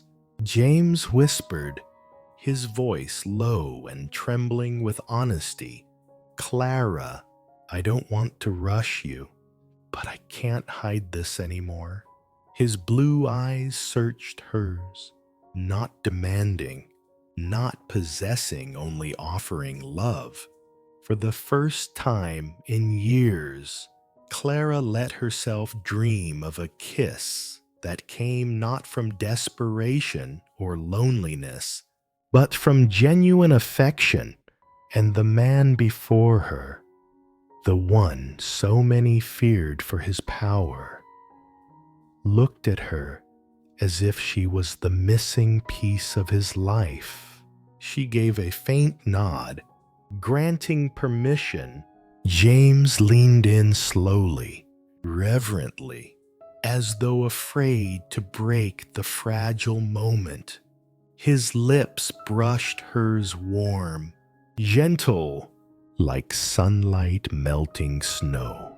No urgency, no fire, just the tender embrace of two wounded souls finding healing in each other. Clara trembled, tears still glistening, yet the kiss wrapped her in a safety she had never known. In that instant, the wind and the night vanished. There was only home, found at last. When the kiss broke, James still held her hands, whispering into the narrow space between their breaths. No contracts, no conditions, just you and me, and I promise, no storm will ever drive you away again. Clara let out a tearful laugh, her voice breaking with joy. Then consider this a new contract with only one condition. His brow arched gently. And what is that? Her voice softened into a vow. Don't ever leave me alone in fear again. He drew her tightly against his chest, sealing her words with his strength. Outside, moonlight poured silver over the ranch, while inside the sewing room, two hearts touched a love woven not from perfection, but from loss, resilience, and truth. James cupped her face, his voice etched with certainty. From the day you walked into my life, storms still came, but every one of them grew quieter with you beside me. I don't need a replacement. I need you to raise my children with me, to keep this house warm, to finish the story. We both began. Clara sobbed softly, but her tears were no longer of sorrow. I always thought I was only a guest here, but now I know I want to stay. Not for the house, not for the job, but for you, for Sam and Tommy, because here I can finally be myself. James lowered his brow to hers again, his voice a hushed vow. I will never let you face the world alone. Through wind or fire, you will always have a home here. Clara smiled through her tears, whispering back, then let this room be the beginning, not just for mending fabric, but for stitching together the torn places in our hearts. James folded her into his arms. Moonlight streamed through the frosted glass, as if blessing their promise.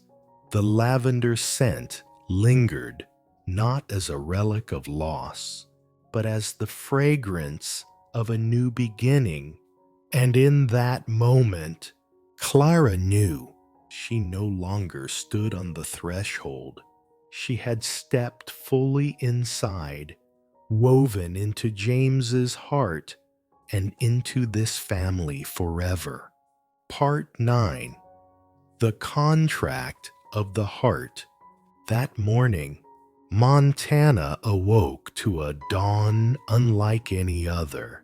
After a night heavy with shadows, sunlight poured through the windows, clear and warm, like the promise of a new beginning. The sky stretched wide and blue, the snow glittering with 1,000 sparkling crystals. Clara woke with a strange stillness inside her. Her heart no longer trembled.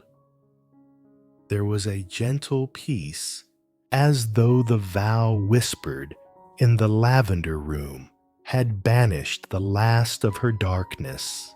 A soft knock came at her door. Before she could answer, it creaked open, and Sam and Tommy peeked in, eyes alight with mischief, hands hiding something behind their backs. "Miss Clara," Sam whispered, as though guarding a great secret, "we have something for you," Tommy said with solemn gravity, motioning for his brother to reveal their treasure. In Sam's hands was a sheet of paper A4, covered in clumsy, colorful drawings and scribbled words in crayon. At the top, in shaky block letters, was written, "Hand contract. Miss Clara will stay with us until the end of the semester." Below were 2 wobbly signatures pressed over with heart-shaped thumbprints in red. Around it, the boys had drawn 4 figures: a tall man, a woman with long hair, and 2 children holding their hands. Above them, snowflakes fell like blessings. Clara's hand flew to her mouth, her vision blurring. Her chest tightened with a rush of tender emotion. "Oh, my sweet boys, this is..." Her voice broke before she could finish. Sam chimed in quickly, eyes shining. "You can't leave. Who's going to read us bedtime stories if you go?" Tommy's voice was steadier, but his gaze carried a weight far beyond his years. "If you leave, Who will help me finish my science project? Who will teach Sam to keep his journal? Papa's busy, and we need you. Clara sank to her knees, pulling them both into her arms. Tears streamed down her cheeks, but her smile glowed. Do you two know what you've just written? The most important contract in the world, not signed in money, not sealed with power, but written in love. The boys hugged her tightly, as though imprinting that promise into their very souls. Morning light streamed across the floorboards, falling upon the paper in her hand. This simple, scribbled sheet that bound hearts more securely than any legal document ever could. Sam's giggles echoed down the wooden hallway, drawing James from his study. His white shirt was rumpled, tie loosened, exhaustion etched across his face. After a sleepless night of paperwork following the fire. But when he saw the scene before him, Clara seated on the rug, two sons pressed against her, proudly holding up a page of childish doodles, his eyes softened, lit from within. "What's this?" he asked, his voice low. Curious, Sam darted forward, waving the paper like a flag of victory. "Papa, it's our contract with Miss Clara. She has to stay until the semester ends." Tommy, usually composed, stepped forward too, holding the page out for his father. "Sam and I drafted it ourselves.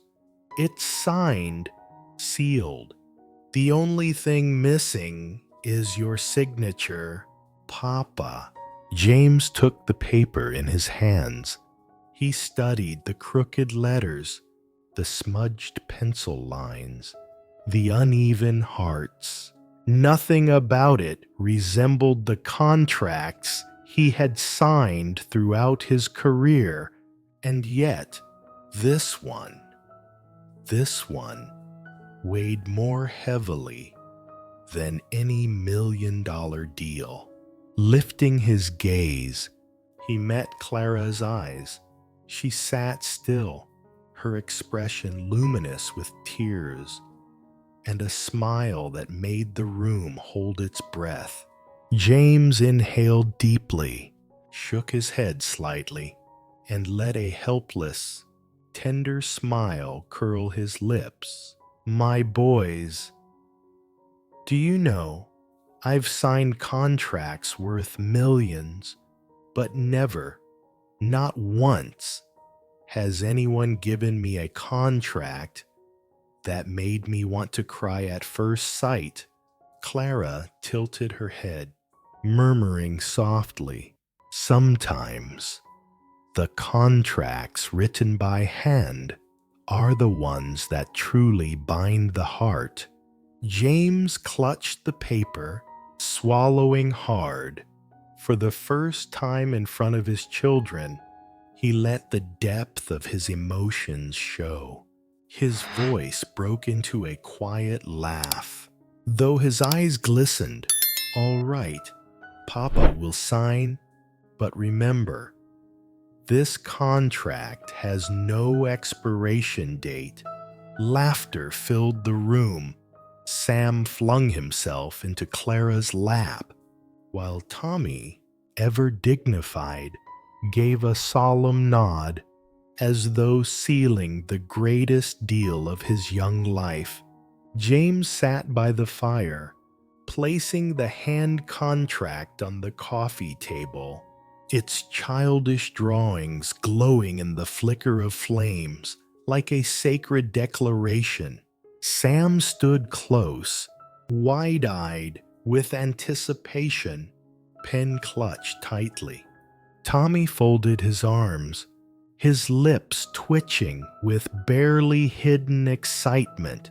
Clara sat nearby, hands folded on her knees, her heart trembling as though she was about to witness a sacred rite. James drew in a steadying breath. He who had signed thousands of documents in a lifetime of business found his hand trembling before this one. He looked once more at Clara. In that gaze was trust, acceptance, and a vow unspoken. "All right, then." His deep voice resonated through the wooden room. "If this is the most important contract, I will sign it with all my heart." He took the pen from Sam's hand. The room fell silent, save for the soft crackle of the fire. And then, with a strong, deliberate stroke, James wrote his name beneath the children's scribbles. When he finished, he chuckled softly. "There, effective immediately." Sam jumped up, shouting, "Yes, Miss Clara has to stay." Tommy declared gravely, "It's official now. No one can argue." Clara laughed through her tears, pulling both boys close. Her eyes met James again, his gaze gentler than she had ever seen, a look reserved only for family. James carefully folded the page, lifting it as though it were the most valuable document of his life. Then, with quiet reverence, he placed it in Clara's hands. "Keep it. Clara, this isn't just their contract. It's ours. A family contract." Her hands trembled as she pressed the paper to her chest, eyes wet with joy. In that moment, she knew she was no longer passing through. She had been claimed by love, by trust, by the simplest sheet of paper that carried the weight of every heart in the room. That afternoon, the Whitmore kitchen burst alive with rare, cheerful noise.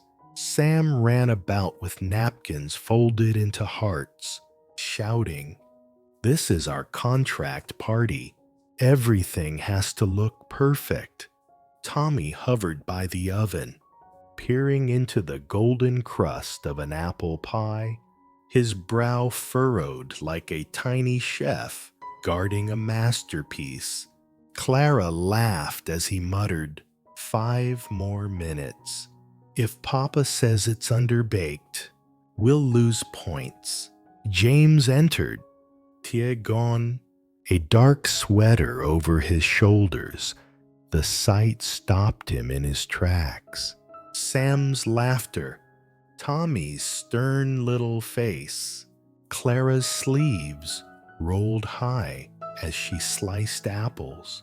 Firelight painted her face in warm hues, and suddenly it looked like a painting, one of the family dinners he once thought forever lost. Dinner was simple: hot stew, fresh bread, and the apple pie proudly dubbed the contract pie, cut evenly into 4 pieces by Sam himself.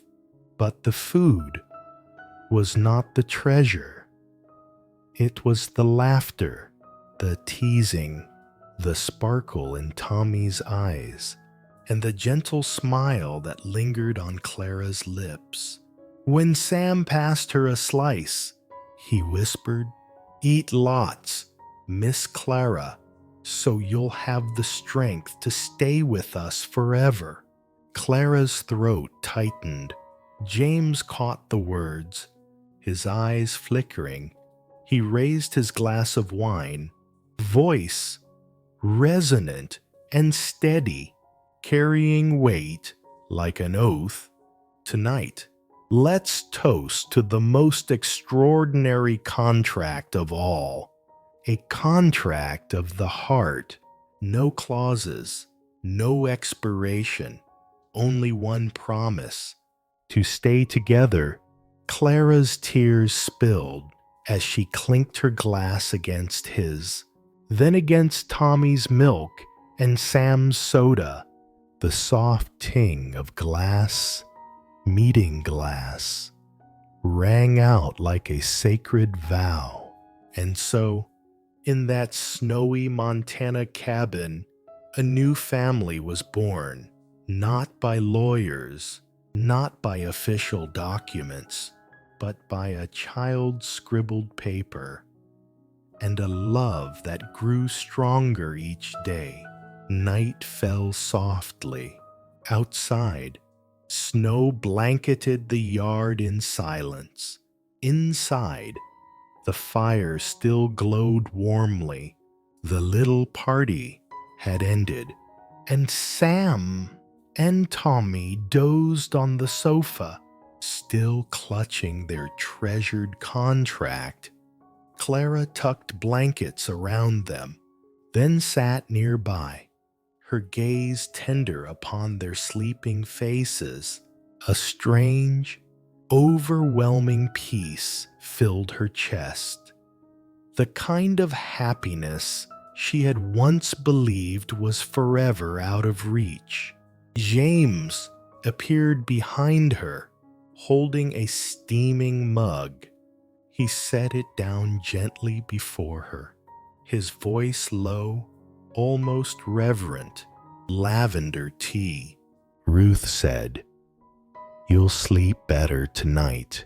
She wrapped her hands around the warmth, lifting her gaze to meet his. Gone was the CEO's icy distance. In his eyes now lay the steady light of a man who had found his home. "Thank you," she whispered, her voice trembling. Thank you for letting me stay. Not just as a tutor, but as part of this family."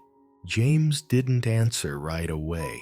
Instead, he sat beside her, glancing at his children. Before turning back, slowly, he laid his hand over hers. His voice was low but sure. "Clara, you don't owe thanks. You gave us what we were missing all along. You signed this contract before I did when you gave us your heart."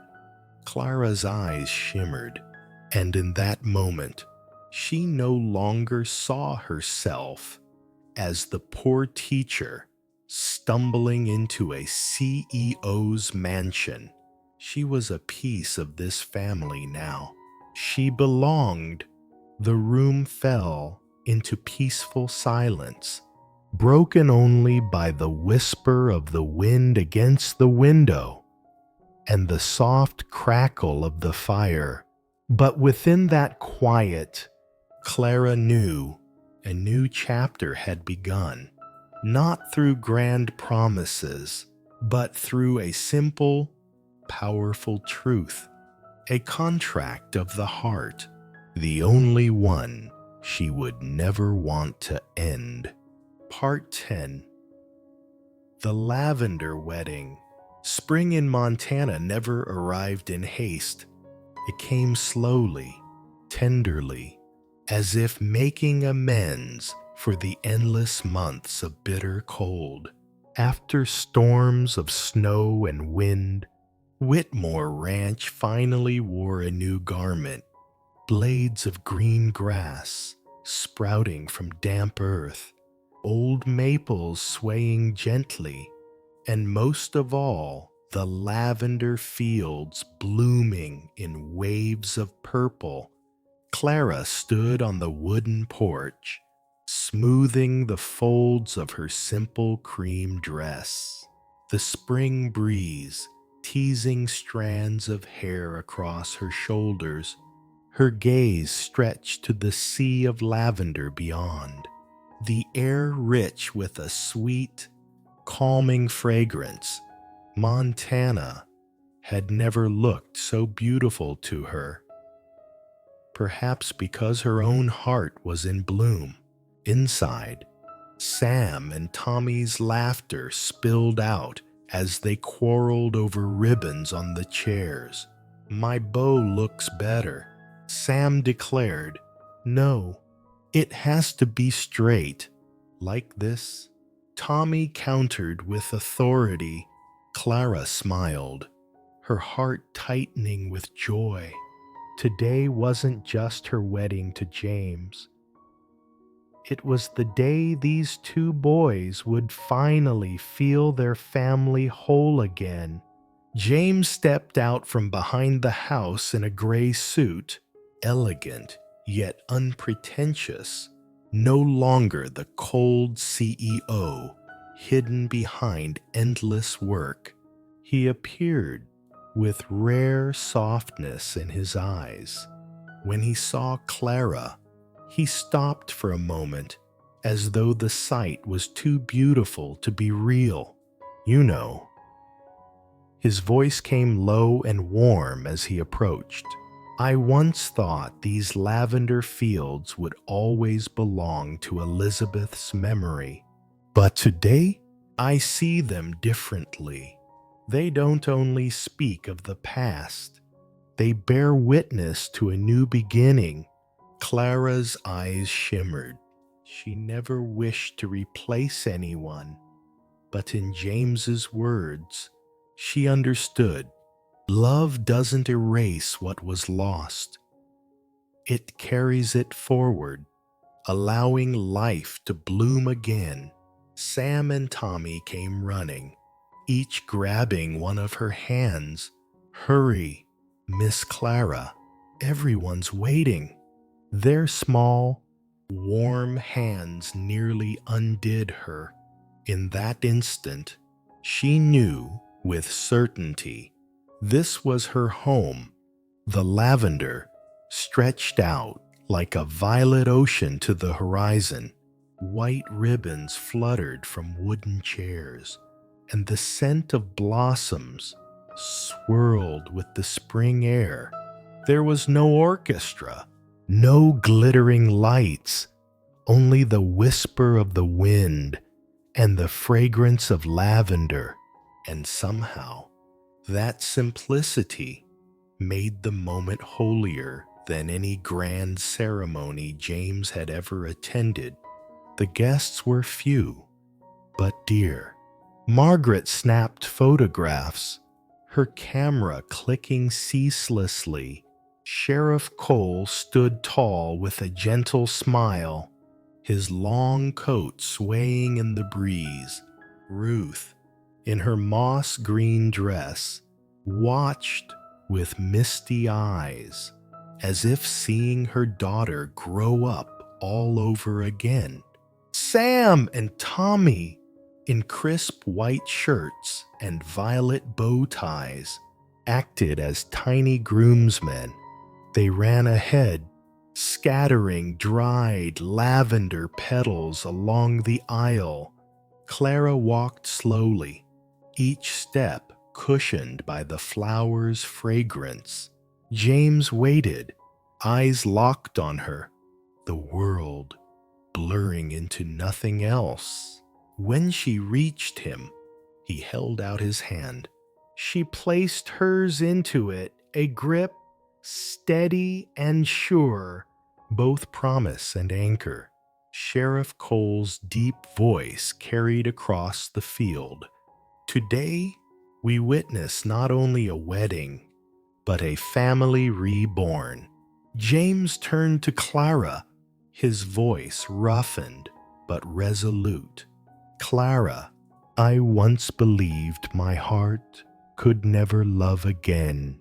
But you stepped into my life not to replace what I lost, but to remind me it still beats. I vow to protect you, not just in name, but with my whole life."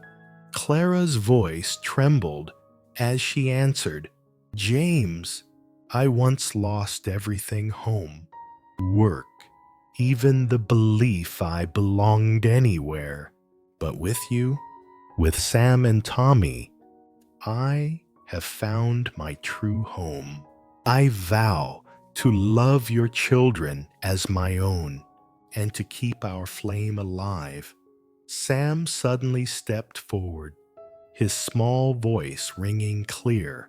"Papa, Miss Clara, I think Mama in heaven is smiling today." Silence swept over the gathering. Clara's tears spilled freely. James knelt, hugging his son, before tightening his hold on her hand. They knew their vows were witnessed not only by family and friends, but by the sacred memory that still lived with them. The sun dipped behind distant peaks, spilling amber light across the lavender fields. The blossoms swayed like soft waves, the breeze carrying their fragrance like a hymn. Sheriff Cole smiled, raising his voice. "Before all who are present, I declare James Whitmore and Clara Bennett one family." From this day forward, applause burst out. Sam shouted, "Papa, kiss her. You have to kiss her." Tommy blushed, but nodded solemnly. "Yeah, otherwise the contract isn't valid." Laughter rippled through the crowd. Clara turned to James, her cheeks flushed, her eyes bright with nervous joy. For once, James did not hide his feelings. He pulled her close, their lips meeting softly amid the lavender. It was not hurried, nor ceremonial. It was a seal, a promise spoken without words. "From this day, we belong to each other." Sam and Tommy barreled into them, wrapping around their legs. The kiss broke into laughter, transforming the solemn moment into a picture of pure family. James gathered them all in his arms, his voice husky but steady. "Our family is finally whole." Even Margaret, usually stoic, wiped tears between shutter clicks. The lavender fields became a feast hall, long wooden tables draped in white cloth, filled with warm bread, red wine, and roasted meat, cooked by Sheriff Cole himself. The mingling scents of food and flowers made the air taste of celebration.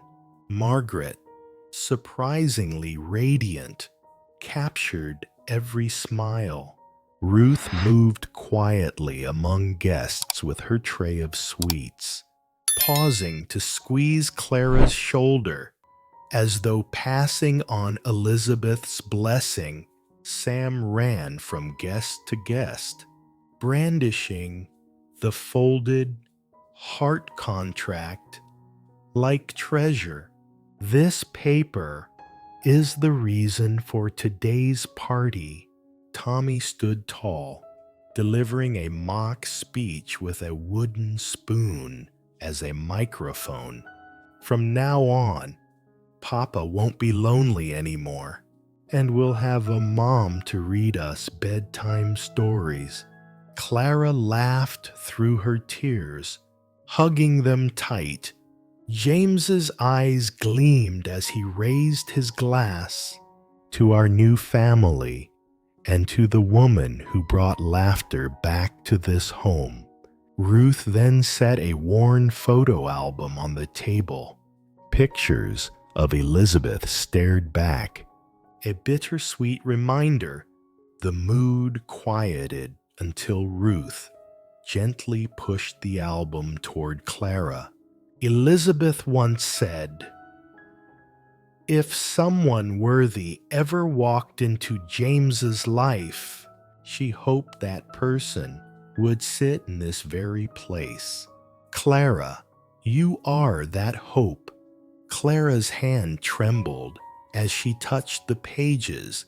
Sam leaned against her shoulder, whispering, "Mama's smiling for sure."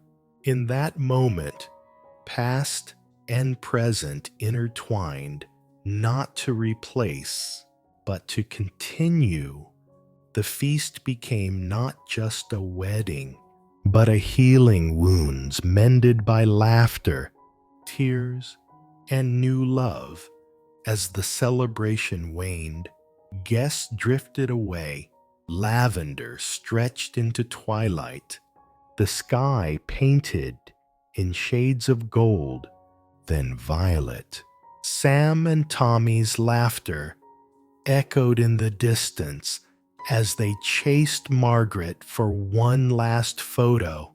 James and Clara stood at the edge of the field, the breeze heavy with fragrance. He wrapped his arms around her from behind, resting his chin on her shoulder. The embrace was quiet but steadfast, saying without words, "This is home, forever." Clara leaned into his chest, listening to his steady heartbeat. "James, I never dreamed my life would lead me here. From losing everything to standing in this field today. I'm afraid it's only a dream." His arms tightened. "It's not a dream. I once thought the storm took everything, but now I see it brought you to me. Storms don't just destroy. Sometimes they guide." She turned, eyes reflecting the fading light. "Then from today, let's write our story, not with the past alone, but with the present and with the future." He smiled, pressing a kiss to her forehead, a kiss weighted with a lifetime's promise. At that very moment, Sam and Tommy ran up, clinging to Clara's legs. "Mom, Clara, we're hungry. What's for dinner?" Laughter erupted around them. Clara bent down, hugging them both, her tears mingling with her smile. James watched, his heart swelling with the wholeness he had thought forever lost. As the sun sank into violet skies, Clara whispered, "The storm didn't take everything. It brought me to you." James held her tighter, his reply low but unshakable, "And no storm will ever take you away again." Wrapped in his arms, surrounded by endless lavender, their story closed, not with grandeur, but with something far greater: love, family, and the warmth of a true home. Do you believe a stranger can become family? Share your thoughts in the comments.